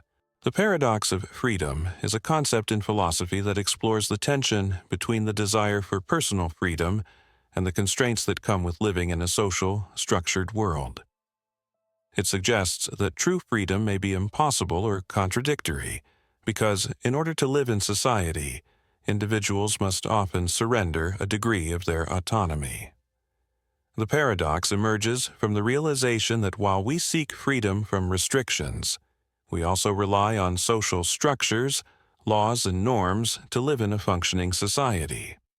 Thus, the pursuit of freedom can sometimes lead to the loss of the very autonomy we aim to achieve. One way to understand the paradox is by considering the relationship between individual freedom and social order. On one hand, individuals naturally seek to make their own choices and live without interference, as personal freedom is often regarded as a fundamental human right. However, the existence of laws, social norms, and expectations places limits on this freedom. In a society, individuals are bound by rules that prevent harm, ensure cooperation, and maintain order. These restrictions are necessary to preserve the collective well-being, but they also limit personal autonomy, which creates a tension between freedom and social responsibility. The paradox of freedom becomes particularly evident when considering the concept of negative freedom versus positive freedom. Negative freedom refers to the absence of external constraints, where individuals are free from interference by others, especially by the state. It suggests that freedom is the ability to do whatever one wishes without being coerced or restricted. Positive freedom, on the other hand, refers to the ability to act in a way that fulfills one's true potential and desires, which may require certain conditions, resources, or opportunities. In this sense, true freedom might require some form of collective action or social support, such as education, healthcare, or economic stability. This introduces a paradox. While we may desire the absence of external limitations, the realization of our fullest potential may require social cooperation and collective effort, thus making true freedom dependent on the constraints imposed by society. The paradox also manifests when considering the role of the state. A democratic society may claim to offer freedom to its citizens, but that freedom is inherently constrained by laws that govern behavior. For example, individuals are free to express themselves, but they are also limited by laws that prohibit hate speech or incitement to violence. In this sense, the state, while providing the framework for individual freedom, also imposes restrictions to maintain social harmony and protect others.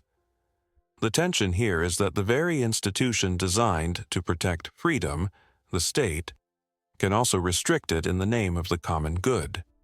Moreover, the paradox of freedom can also be viewed through the lens of existential philosophy, particularly in the works of Jean-Paul Sartre.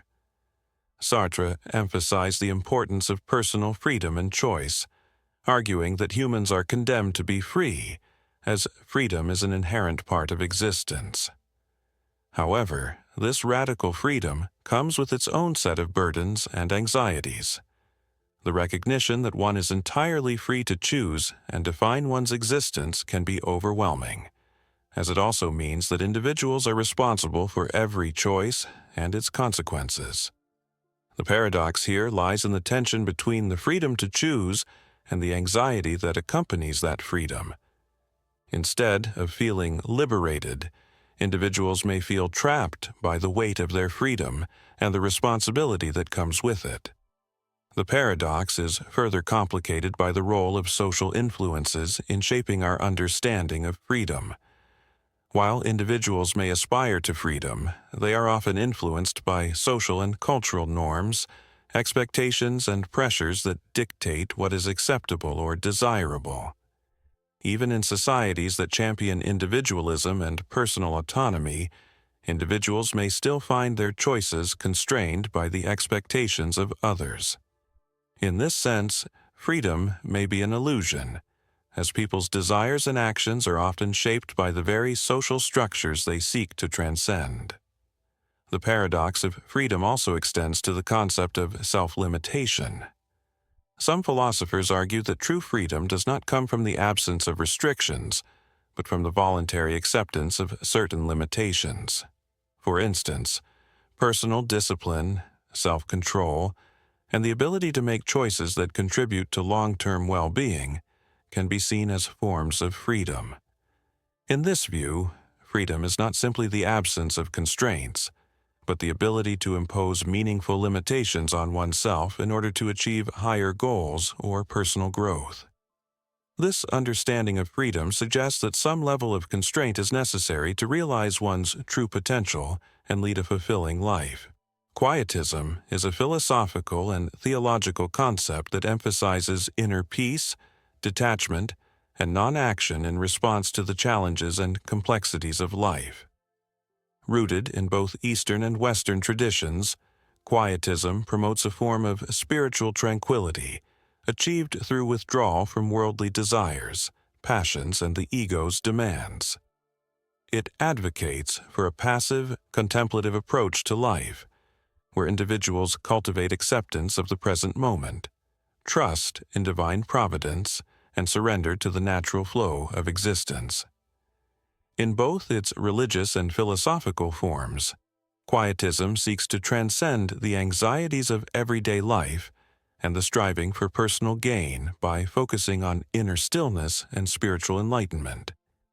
In the Western philosophical tradition, Quietism is most closely associated with the work of philosophers such as the British philosopher George Berkeley and the German philosopher Arthur Schopenhauer, though it also appears in Christian mysticism and other theological doctrines. In this context, Quietism is often linked to the rejection of excessive human striving, the belief that excessive effort to change the world or control one's life is futile, and that true contentment comes from detachment and acceptance. The most prominent theological form of Quietism emerged in the late 17th and early 18th centuries, particularly in Catholic mysticism. The term Quietism was used to describe a movement led by the Spanish mystic Miguel de Molinos, and later adopted by other religious figures such as Jean Guyon and François de Salignac de la Motte-Fenelon. Quietism in this context emphasized the idea that spiritual perfection could be achieved not through active striving or moral effort, but through passivity, surrender, and the cultivation of inner peace. Quietists believed that humans should cease their efforts to control or perfect themselves through willpower, and instead allow divine grace to guide their spiritual journey. This passive approach was seen as the highest form of surrender to God's will and the natural order. Quietist mysticism often stressed the importance of detachment from worldly concerns. According to Molinos and Guyon, true spiritual liberation came when individuals let go of their desires, emotions, and attachments to the material world. This detachment allowed them to experience a deeper union with God and achieve a state of blissful serenity, where worldly suffering and personal desires lost their significance. By ceasing to act with self-interest and instead allowing divine providence to take its course, Quietists believed that one could attain a state of inner peace, or quietude, that transcended the turmoil of external life. In Quietist philosophy, There is often a distinction between active and passive forms of action. Active action is driven by the ego and desires, while passive action is aligned with the natural order or divine will. This idea of passive action contrasts with the more traditional views in philosophy that emphasize the importance of individual effort, willpower, and agency in shaping one's destiny. Quietism, on the other hand, suggests that true peace and enlightenment come when one relinquishes the desire to control or manipulate the world, and instead surrenders to the unfolding of life as it is. The Quietist position stands in contrast to other philosophical perspectives, particularly those that advocate for active engagement with the world to bring about change. For instance, existentialism and political activism are typically concerned with asserting individual agency, confronting life's challenges, and striving for personal or societal transformation. Quietism, by contrast, suggests that striving is a source of unnecessary suffering, and that a more passive, accepting approach to life will lead to a deeper sense of fulfillment. Despite its emphasis on passivity, Quietism does not promote inaction in the conventional sense of doing nothing. Instead, it encourages a shift in perspective, where the individual focuses less on achieving specific goals and more on cultivating an inner state of peace. Quietists are often advised to engage in meditation, contemplation, or prayer to quiet the mind and reduce the distractions of daily life. The goal is not to withdraw entirely from the world, but to become less attached to its outcomes and more connected to a deeper spiritual or existential truth. Quietism has faced criticism over the years, particularly from religious and philosophical figures who argue that it can lead to passivity or a failure to address societal injustices. Critics of Quietism, especially in the context of Christianity, argue that it can be a form of escapism, where individuals withdraw from the world's problems instead of actively working to improve them. Others contend that Quietism can lead to complacency, making it difficult to respond to the needs of others or take responsibility for one's actions. The death drive is a concept in psychoanalysis introduced by Sigmund Freud to describe an instinctual drive toward self-destruction, aggression, and the return to an inorganic state. It stands in contrast to the life drive, or eros, which is the force that promotes life, survival, and reproduction. Freud's theory of the death drive is complex and paradoxical, as it suggests that the human psyche harbors a fundamental desire not only for life and growth, but also for death and destruction. The concept has become a significant part of psychoanalytic thought, influencing both psychology and philosophy, as it addresses the darker, self-destructive aspects of human behavior. Freud first introduced the idea of the death drive in his work Beyond the Pleasure Principle, 1920. Freud's thinking evolved over time, and he began to realize that human behavior could not be explained solely by the pursuit of pleasure and the avoidance of pain, as his earlier theory of the pleasure principle suggested. In his later work, Freud proposed that there is an opposing drive, which he termed thanatos, that represents a death instinct pushing individuals toward a return to a state of inertness or non-existence. This drive is often expressed in aggressive behaviors, compulsive repetitions, and self-destructive tendencies that go beyond mere survival or pleasure-seeking. The death drive manifests in several ways, one of the most notable being the compulsion to repeat traumatic events or behaviors that are harmful. Freud observed that individuals who have experienced trauma may reenact their suffering in a repetitive manner, even when it causes them distress. This repetition compulsion seems to drive individuals back to a state of trauma or destruction, as though they are unconsciously attempting to return to a state of balance or equilibrium that existed before the trauma occurred. Freud suggested that this repetition is tied to the death drive, because it reflects an unconscious desire to return to a state of non-being, where one is free from the tension and chaos of life. The death drive can also be seen in behaviors that involve aggression, violence, and destruction. Freud theorized that aggression is an expression of the death drive, as individuals act out a desire to destroy not only external objects or people, but also parts of themselves. In this sense, the death drive pushes individuals toward conflict and chaos, disrupting the peace and stability that the life drive seeks to establish. Aggression, in this context, is seen as an internal impulse that manifests outwardly, often leading to violence or self-destructive actions. This aspect of the death drive suggests that there is an inherent tension in human nature between the wish to build and sustain life and the urge to destroy it. The concept of the death drive has been a source of significant debate and interpretation within psychoanalysis. Freud's ideas were controversial, as they proposed a darker side to human nature that had previously been overlooked.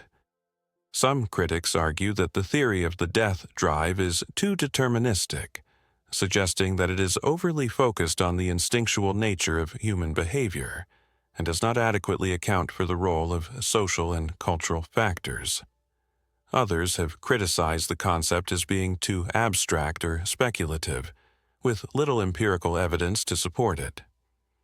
Despite these criticisms, the death drive remains a central idea in psychoanalytic theory and has influenced various fields, including psychology, literature, and philosophy. Philosophically, the death drive raises important questions about the nature of human existence and the relationship between life and death. The idea that there is an instinctual drive towards self-destruction challenges the notion that humans are primarily motivated by survival or the pursuit of happiness. It suggests that there may be an inherent tension within individuals, as they are pulled between the desire to live and the urge to return to a state of nothingness. This tension is mirrored in existential thought, which often explores the human confrontation with mortality and the ways in which individuals respond to the inevitability of death. The death drive has also been explored in relation to concepts like nihilism and the absurd. Some philosophers have drawn parallels between Freud's theory and the idea of existential nihilism, which asserts that life lacks inherent meaning or value. The death drive can be seen as a manifestation of this nihilistic impulse, as it reflects a desire to return to the void, to escape the suffering and meaninglessness of existence. In this context, the death drive becomes a metaphor for the human struggle with existential despair and the tension between life's possibilities and the certainty of death. Ironic process theory, developed by psychologist Daniel Wegner in 1994, explains how attempts to suppress certain thoughts or behaviors can actually make them more likely to occur. The theory is based on the paradox that the more someone tries not to think about something, the more that thought tends to come to mind. This phenomenon is known as thought rebound and can be observed in various contexts, such as anxiety, stress, and even addiction. Wegner's theory is rooted in an experiment in which participants were asked not to think about a white bear. Those who were instructed to suppress the thought of the white bear ended up thinking about it more than participants who weren't given the suppression instruction. The ironic process theory suggests that the mind has two key processes when suppressing a thought: the operating process and the monitoring process. The operating process is the active, deliberate effort to focus on something else in order to distract from the unwanted thought. For example, if someone is trying not to think about an upcoming exam, they might focus on an unrelated task, like reading a book, to keep their mind occupied. The idea is that this distraction helps keep the unwanted thought at bay. The monitoring process, however, is a background process that constantly checks for the presence of the thought being suppressed. It operates automatically and without conscious awareness. In the case of trying not to think about the white bear, the mind continuously scans for any sign of it. This monitoring process ironically makes the unwanted thought more likely to appear. As the monitoring process becomes more active, the suppressed thought may intrude into the conscious mind, making it more difficult to control. This ironic effect is not limited to harmless thoughts like the white bear. It can be seen in various real-life situations, such as anxiety or obsessive thinking. For instance, individuals with anxiety disorders often engage in thought suppression techniques, hoping to avoid anxious thoughts, but these efforts may actually intensify their anxiety. The more they try to suppress their worries, the more intrusive and persistent those worries become. The theory also has implications for self-regulation and behavior change. People trying to break habits, such as smoking or overeating, may find that their cravings become stronger the more they try to resist them. This is another example of the rebound effect, where the effort to suppress a behavior leads to its intensification. Ironic process. Theory challenges the idea that mental control is simply a matter of willpower. It suggests that when people try too hard to control their thoughts, they may inadvertently create the opposite effect, making the unwanted thought or behavior more dominant. This has led to a rethinking of traditional self-regulation strategies, particularly those that rely on suppression. Instead, more effective methods like mindfulness and acceptance-based strategies are often recommended. These approaches encourage individuals to accept the presence of unwanted thoughts without judgment, rather than trying to force them away. In conclusion, ironic process theory explains how attempts to suppress thoughts or behaviors can backfire, making them more likely to occur. It highlights the complex relationship between conscious effort and subconscious processes, showing that trying to control the mind can sometimes lead to unintended consequences. By understanding this theory, individuals can adopt more effective strategies for managing intrusive thoughts and behaviors, focusing on acceptance and redirection rather than suppression. The problem of other minds is a philosophical issue concerning how we can be certain that others possess consciousness, thoughts, and emotions like we do. It arises from the fact that while we have direct access to our own mental experiences, we can only observe the external behavior of others. This creates an epistemic gap, as we can never directly experience another person's thoughts. How can we know that other people, or even non-human entities, truly have minds and are not simply behaving as if they do? René Descartes' famous assertion, cogito ergo sum, establishes self-awareness as undeniable, but it does not extend to others. Since we cannot directly experience another person's thoughts, skepticism emerges. What if others are merely automatons, displaying outward expressions of emotions but lacking an inner life? This leads to solipsism, the radical idea that only one's own mind can be known to exist with certainty. While few take solipsism seriously, the challenge remains. How can we justify believing in other minds? One common response is the argument from analogy. Since we experience certain thoughts and emotions and exhibit corresponding behaviors, we infer that others who behave similarly must also have similar mental states. If we cry when in pain and we see others cry, we assume they too feel pain. However, this reasoning relies on inductive inference, which is not foolproof. Just because our behaviors correspond to internal states does not prove the same applies to others. This leads to an ongoing philosophical debate about whether analogies provide sufficient justification for our belief in other minds. Another approach comes from Ludwig Wittgenstein, who argued that understanding other minds is not about private mental access, but about shared language and social practices. He suggested that meaning is public, not hidden within an individual's mind. In this view, we do not infer that others have minds. We interact with them in ways that assume it, making doubt meaningless in practical terms. Maurice Merleau-Ponty similarly emphasized that we perceive others as conscious through their bodily expressions and interactions, not through logical inference. The problem extends beyond human minds. Do animals have consciousness? Do artificial intelligences? How would we recognize an alien mind? If behavior alone is insufficient to prove the existence of other minds, then the criteria for recognizing consciousness in different forms of life remain uncertain.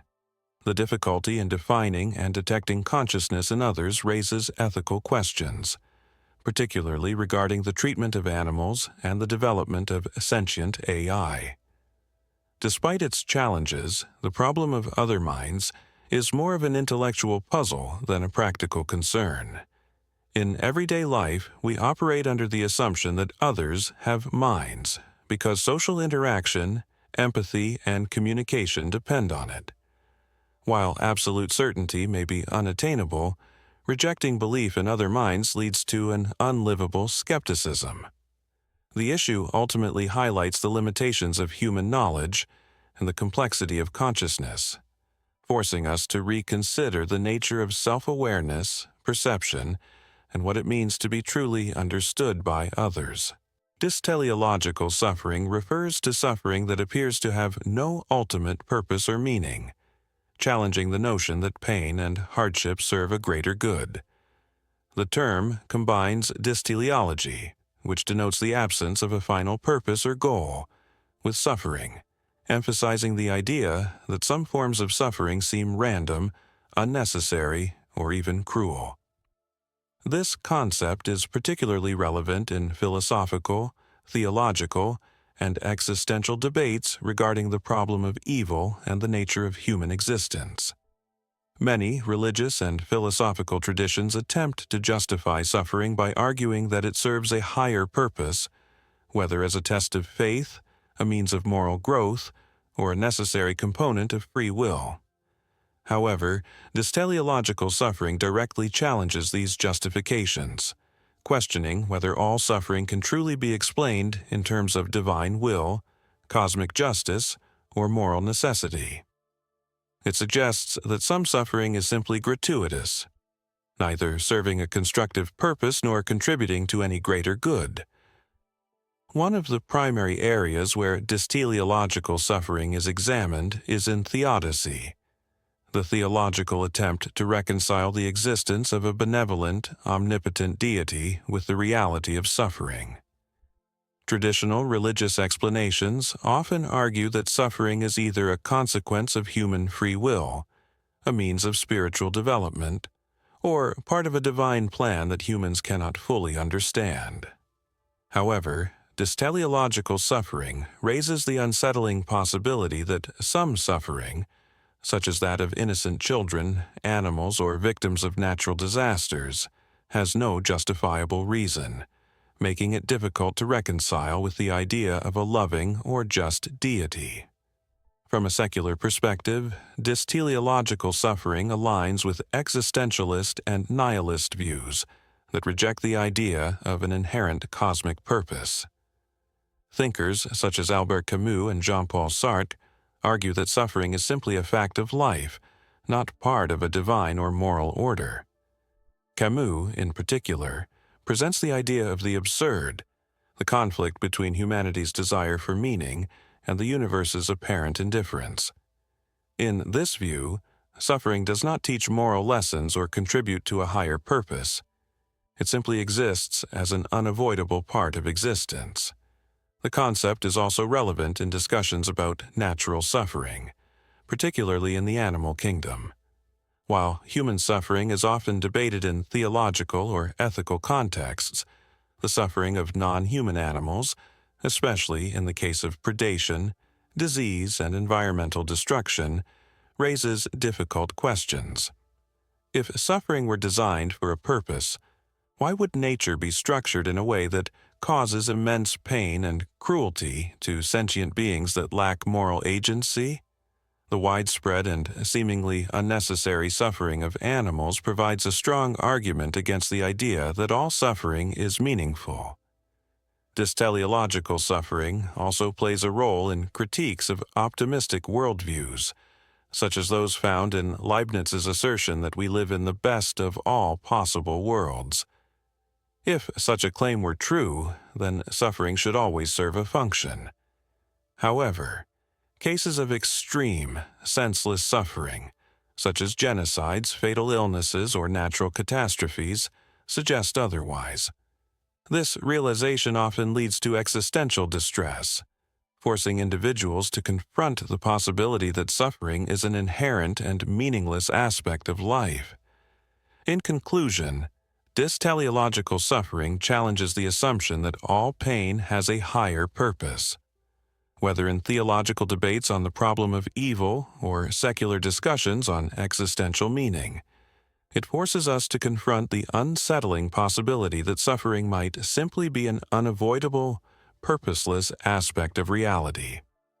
This perspective has significant implications for philosophy, religion, and ethics, prompting deep reflection on how we find meaning in a world where suffering often appears random and unjustifiable. Hell is other people is one of the most famous lines from Jean-Paul Sartre's play No Exit. It encapsulates a central idea in existentialist philosophy, suggesting that human relationships are a source of deep psychological torment. The phrase does not mean that other people are inherently evil or that social life is unbearable.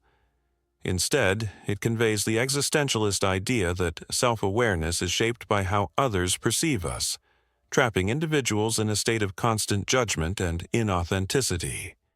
In No Exit, 3 characters are condemned to an afterlife in a single room, where they come to realize that their eternal punishment is not fire or physical torture, but the presence of each other.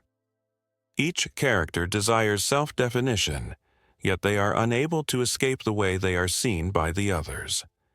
This reflects Sartre's concept of the gaze, the idea that being observed by another person strips one of their freedom and objectifies them. When others look at us, we become a fixed identity in their minds, reducing our ability to define ourselves freely. This leads to a feeling of entrapment, where we are judged not only for what we believe ourselves to be, but for how others perceive us. Sartre's idea connects to his broader existentialist philosophy, which emphasizes radical freedom and the burden of responsibility that comes with it. He argues that people are condemned to be free, meaning they must define their own essence through choices and actions. However, this freedom is limited by the presence of others, who impose external definitions upon them. The fear of judgment leads many to live in bad faith, where they conform to social expectations rather than embracing authentic self-definition. In this way, hell is not simply other people, but the psychological imprisonment caused by their perceptions. The idea has broader implications for social life, relationships, and identity. In modern psychology, this phenomenon aligns with concepts such as social anxiety and the looking-glass self, where people internalize how they believe others see them. The struggle to maintain an independent sense of self while navigating external judgment remains a key source of existential tension. This can be seen in how people curate their identities on social media, seeking validation while fearing criticism. The need to be perceived in a certain way can lead to self-alienation, where people lose touch with their true selves in an attempt to control how they are viewed. Despite the apparent pessimism of the phrase, Sartre does not suggest that human relationships are inherently doomed. Instead, he highlights the difficulty of achieving authentic selfhood in a world where others constantly define us. True freedom comes not from avoiding others, but from refusing to let external judgments dictate one's existence. Accepting that one cannot control how others perceive them is a step toward authenticity. Sartre's existentialist message is not to flee from relationships, but to engage with them without allowing them to imprison one's sense of self. In this sense, hell is not other people themselves, but the power we give to their judgments over our identity. The concept of the fallenness of Dasein, Verfallenheit, is a key idea in Martin Heidegger's existential philosophy, particularly in Being and Time, 1927. It refers to the way human existence, Dasein, becomes lost in the everyday world, distracted by societal norms, conventions, and superficial concerns. Fallenness describes a state in which individuals drift away from their authentic selves and become absorbed in the inauthentic existence of the masses. Heidegger's philosophy is centered on the question of being, and he argues that human beings, Dasein, have a unique relationship with existence because they are aware of their own mortality. However, instead of confronting this reality, most people become entangled in mundane distractions, avoiding deep reflection on their existence. This avoidance is what Heidegger calls fallenness, Dasein's tendency to lose itself in the routines and expectations imposed by society. One of the main ways fallenness manifests is through idle talk, gerede, which refers to the way language is often used not to seek truth, but to reinforce common opinions and empty social conventions. People engage in gossip, cliches, and shallow discussions that prevent them from thinking critically about their own existence. Through idle talk, individuals absorb societal beliefs without questioning them, further distancing themselves from authentic self-understanding. Another aspect of fallenness is curiosity, Neugier, which in Heidegger's sense is not a genuine thirst for knowledge, but rather a restless, unfocused fascination with trivial matters. In the modern world, this can be seen in endless entertainment, social media distractions, or the constant pursuit of novelty without deeper understanding. This superficial engagement with the world keeps individuals from facing the fundamental questions of existence. Heidegger also describes ambiguity, Zweideutigkeit, where individuals deceive themselves about their own understanding. In this state, people believe they comprehend their world and their place in it, but in reality, their views are shaped by external influences rather than personal reflection. This illusion of understanding further prevents them from confronting their true nature. The fallenness of Dasein is closely linked to inauthenticity, Uneigentlichkeit. When individuals live according to societal expectations rather than their own self-determined values, they become inauthentic. Instead of embracing their own mortality and potential for authentic existence, they follow the anonymous they, das Man, the collective voice of society that dictates what is considered normal and acceptable. However, Heidegger does not view fallenness as entirely negative. It is a natural condition of human existence, and all individuals experience it. The key, according to Heidegger, is to recognize fallenness and move beyond it by embracing authenticity. This means acknowledging one's own mortality, making conscious choices, and taking responsibility for one's existence rather than being passively shaped by external forces. In conclusion, the fallenness of Dasein describes how human beings lose themselves in the distractions and conventions of everyday life, avoiding deep reflection on their true nature. While fallenness is an inevitable part of existence, Heidegger argues that individuals must recognize it and strive for authenticity, breaking free from societal illusions and embracing their own being. Misanthropy is a deep-seated distrust or hatred of humanity, often stemming from disappointment, disillusionment, or philosophical pessimism. It is not merely a dislike of individuals, but a rejection of human nature as a whole. Misanthropes view people as fundamentally selfish, cruel, or foolish, leading them to withdraw from society or adopt a cynical perspective on human interactions. This attitude can be found in literature, philosophy, and history, with figures such as Arthur Schopenhauer, Friedrich Nietzsche, and Jonathan Swift expressing various forms of misanthropic thought. Philosophical misanthropy often arises from the belief that human nature is inherently flawed. Thinkers like Schopenhauer saw human existence as driven by irrational desires, causing endless suffering.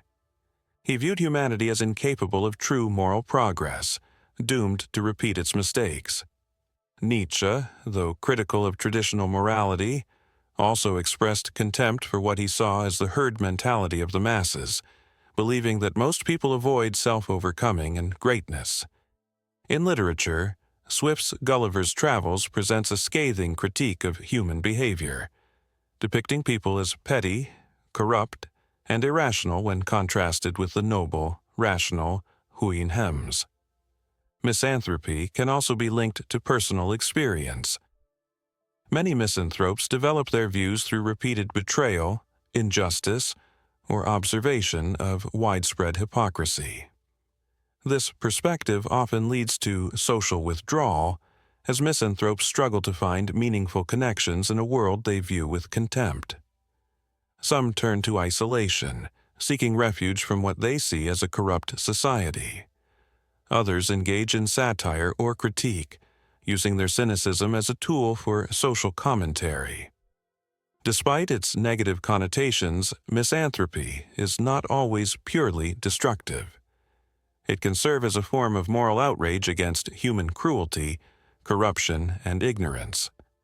Some misanthropes advocate for reform, believing that their harsh judgment of humanity is a necessary step toward change.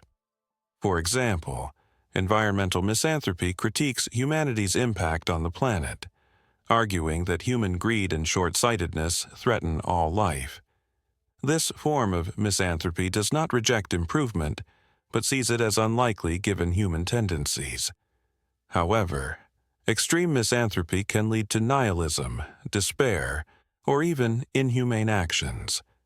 Viewing humanity as irredeemable may result in apathy or justification for harm. Some historical figures and ideologies rooted in misanthropy have led to violence, as a belief in human worthlessness can dehumanize others. The challenge for misanthropes is finding a balance between criticism and engagement, avoiding the trap of complete detachment or hostility. In the end, misanthropy reflects a struggle between idealism and reality. Many misanthropes desire a better world, but despair over humanity's repeated failures.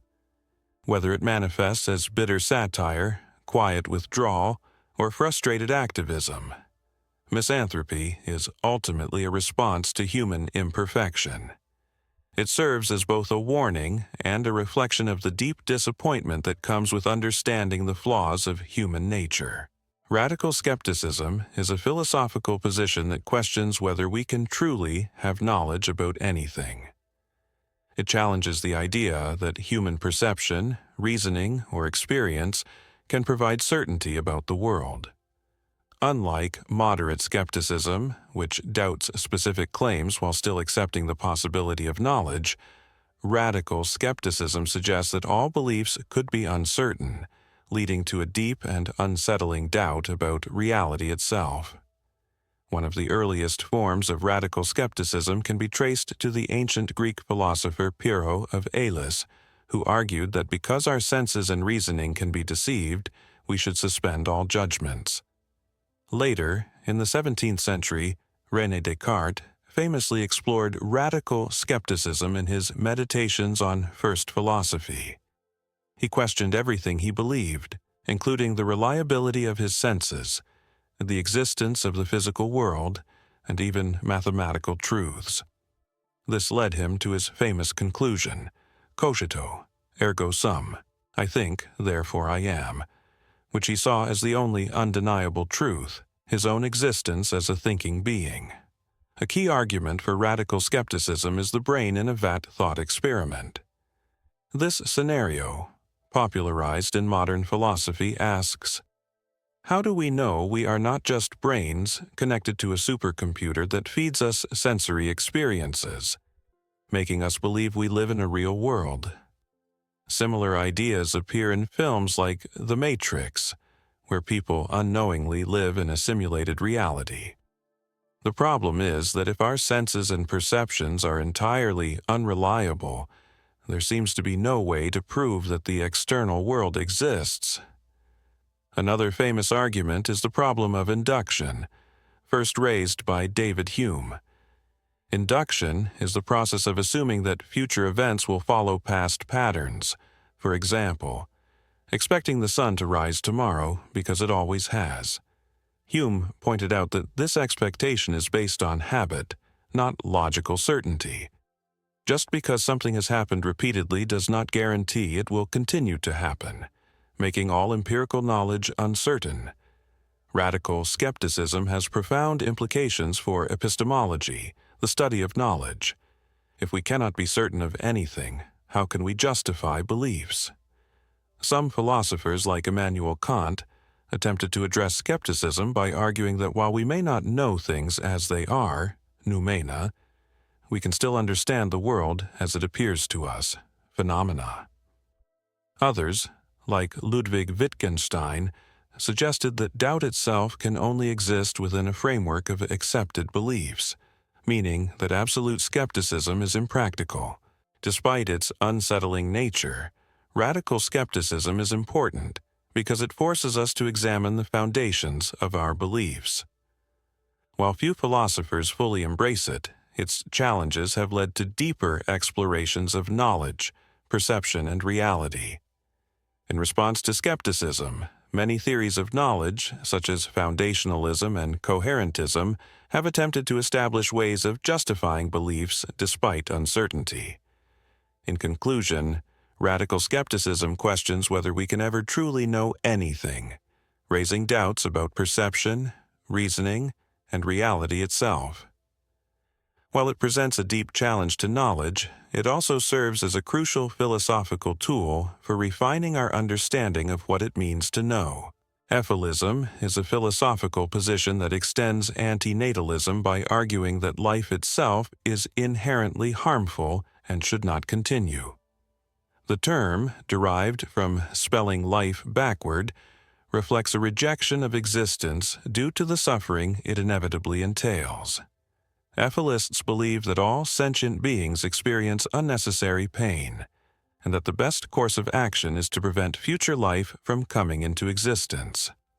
Unlike traditional antinatalism, which focuses primarily on human reproduction, Efilism applies this principle to all life forms, advocating for the eventual cessation of life on Earth. The core argument of Efilism is rooted in the belief that suffering outweighs pleasure. Life, by its very nature, is characterized by struggle, need, and inevitable pain. Sentient beings are driven by biological imperatives such as hunger, fear, and competition, which create cycles of suffering. Even in the best conditions, life ends in death, often preceded by illness, decay, and loss. Efilists argue that pleasure is temporary and often contingent on suffering, making life a constant uphill battle with no ultimate reward. Because sentient beings are incapable of consenting to their own birth, bringing them into existence is seen as an act of harm. Philosophically, Efilism is influenced by thinkers such as Arthur Schopenhauer, who viewed existence as an endless pursuit of unfulfilled desires, and David Benatar, whose asymmetry argument suggests that non-existence is preferable because it avoids suffering without depriving anyone of happiness. However, Efilism goes beyond these ideas by advocating not just for human non-procreation, but for the active elimination of life itself. Some Efilists propose a peaceful extinction of life through voluntary sterilization, while more extreme interpretations suggest that if a painless way to end all life existed, it would be morally justified. Critics argue that Efilism is overly pessimistic and disregards the meaningful experiences that life can offer. While suffering is an undeniable part of existence, many believe that joy, love, and personal fulfillment can make life worthwhile.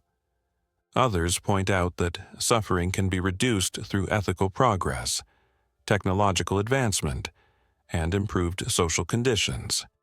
making the elimination of life an unnecessary extreme. Additionally, Efilism raises ethical concerns about agency and consent, as deciding to end all life assumes a godlike authority over existence. Despite its controversial nature, Efilism highlights important ethical questions about suffering, existence, and the responsibility of sentient beings toward one another. It challenges the assumption that life is inherently valuable and forces reflection on whether continuing to create life is justifiable.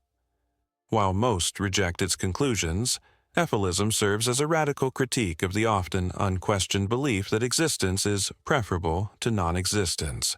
The Voluntary HumanExtinction movement, VHEMT, is a philosophical and environmental movement advocating for the gradual, voluntary cessation of human reproduction to allow the Earth's ecosystems to recover from the damage caused by human activity. Unlike other radical environmentalist groups that promote active intervention, VHEMT is based on the idea that humanity should peacefully phase itself out by choosing not to have children.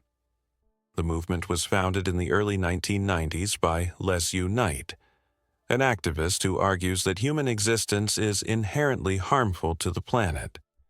He and other supporters believe that the best way to mitigate environmental destruction, biodiversity loss, and climate change is for humans to voluntarily stop reproducing. Unlike groups advocating for forced depopulation, VHEMT insists on non-coercive methods, relying on individual decisions rather than governmental policies or violence. The core argument of VHEMT is that human civilization has caused immense ecological harm, leading to mass extinctions, deforestation, pollution, and climate change. From this perspective, the Earth would be better off without humans, as other species could thrive without human interference. Supporters argue that even with sustainable development and conservation efforts, human activity remains destructive, and true environmental restoration requires humanity's gradual disappearance. VHEMT also critiques anthropocentrism, the belief that humans are the most important species on Earth. Many members of the movement embrace deep ecology, which values all life forms equally, and rejects the idea that human needs should take priority over the planet's well-being. They see voluntary extinction as the ultimate act of environmental responsibility, allowing nature to regenerate without human exploitation. While VHEMT is often associated with antinatalism, the philosophical position that procreation is unethical due to the suffering it causes, the movement primarily focuses on ecological concerns rather than individual suffering. However, there is some overlap, as both perspectives question the moral justification for bringing new life into a world of suffering and destruction. Critics of VHEMT argue that the movement is too extreme, impractical, or misanthropic. Some environmentalists believe that humans can coexist with nature through better policies and technological advancements rather than extinction. Others worry that advocating for human extinction could lead to nihilism, or a disregard for human rights and social progress.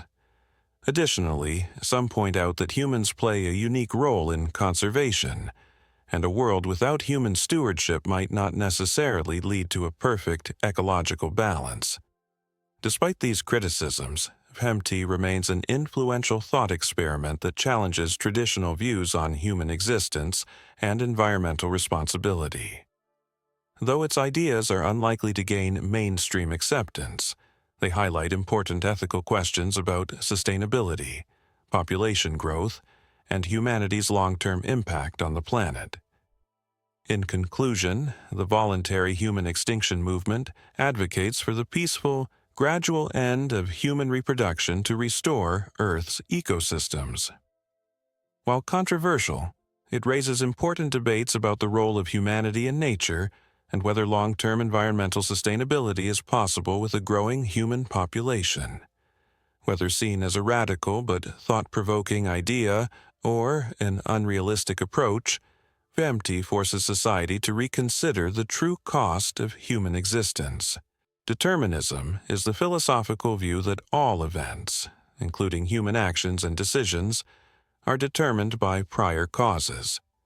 It suggests that everything in the universe operates according to laws of cause and effect, leaving no room for true free will. This idea has profound implications for morality, responsibility, and the nature of human existence. If determinism is true, then every choice a person makes is simply the result of preceding events, including genetics, environment, and past experiences.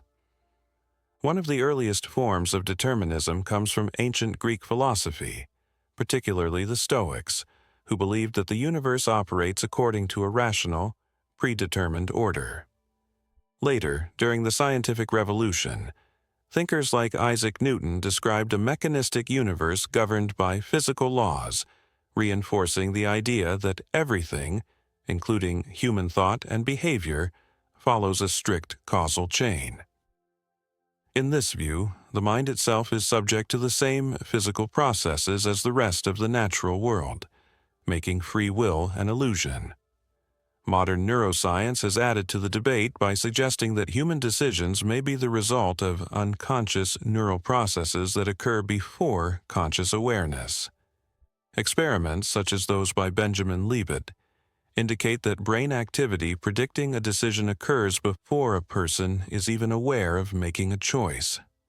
If true, this challenges the notion that individuals are the ultimate authors of their actions, supporting the deterministic perspective that all thoughts and behaviors are the result of prior causes.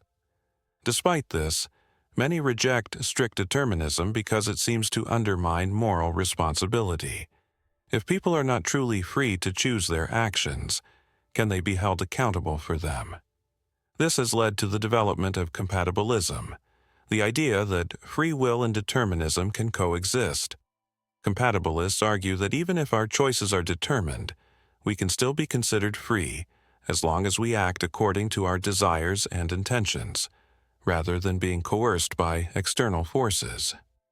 In contrast, hard determinists maintain that all freedom is an illusion, while libertarians, in the philosophical sense, argue that some form of free will must exist outside deterministic processes.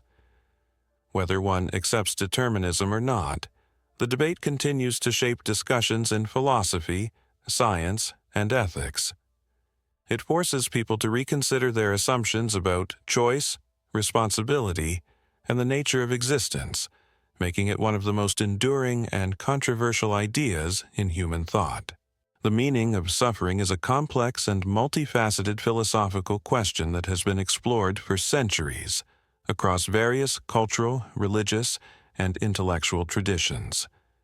At its core, the question asks whether suffering has any inherent purpose, whether it can lead to personal growth, and how individuals can find meaning in experiences of pain and hardship. In many religious traditions, suffering is often framed as having a deeper spiritual significance. For instance, in Christianity, suffering is seen as a means of testing faith, building character, or participating in the suffering of Christ. The idea that suffering can purify or strengthen individuals is central to many religious narratives. Similarly, in Buddhism, suffering is a fundamental aspect of the human condition, known as dukkha. The Buddha taught that suffering arises from attachment and desire, and that by overcoming these attachments, individuals can achieve enlightenment and liberation from suffering. In these contexts, suffering is not meaningless. Rather, it is seen as an opportunity for spiritual growth and self-transcendence. Philosophically, thinkers such as Friedrich Nietzsche have argued that suffering can be a source of strength and meaning. Nietzsche's concept of the will to power suggests that suffering, while painful, can lead to personal growth and self-overcoming. For Nietzsche, individuals who endure and transcend suffering become more powerful, creative, and self-actualized. His famous declaration that "what does not kill me makes me stronger" encapsulates the idea that suffering, if faced courageously, can contribute to the development of one's character and identity. In contrast, existentialists like Jean-Paul Sartre and Albert Camus approached suffering from a more secular, individualistic perspective.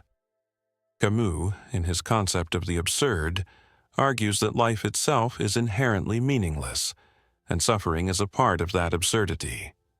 However, rather than seeing suffering as something to be avoided or transcended, Camus suggested that individuals must confront it head-on and find their own meaning in an indifferent universe. In this view, suffering may not have an objective purpose, but individuals can still create meaning in their lives by choosing to live authentically, even in the face of hardship. On the other hand, some philosophical perspectives, particularly those associated with radical or nihilistic views, argue that suffering has no inherent meaning at all. For example, the philosopher Arthur Schopenhauer believed that suffering is an essential, inevitable part of human existence, but he saw it as a manifestation of the underlying will that drives all living beings. In his view, the world is fundamentally driven by a blind, insatiable will, and suffering arises from this unending striving. While Schopenhauer saw suffering as unavoidable, he did not offer any ultimate meaning or redemption for it, presenting a more pessimistic view of human existence. The meaning of suffering is also addressed in psychological and therapeutic contexts. Psychologists, especially in the tradition of existential psychology, often focus on how individuals can make sense of their suffering. Viktor Frankl, a Holocaust survivor and psychiatrist, developed logotherapy, a therapeutic approach that emphasizes finding meaning in all forms of suffering. Frankl argued that even in the most dire circumstances, individuals could find purpose by choosing their attitude towards suffering, and that meaning could be found in acts of love, creativity, and the pursuit of a higher purpose. In conclusion, the meaning of suffering is a deeply personal and subjective question, and different philosophical, religious, and psychological traditions offer various perspectives on how to understand and cope with it. While some view suffering as a means of personal or spiritual growth, others see it as an inevitable and often meaningless part of existence. Ultimately, the question remains open, and how individuals interpret and find meaning in their suffering is likely influenced by their personal beliefs, experiences, and worldview.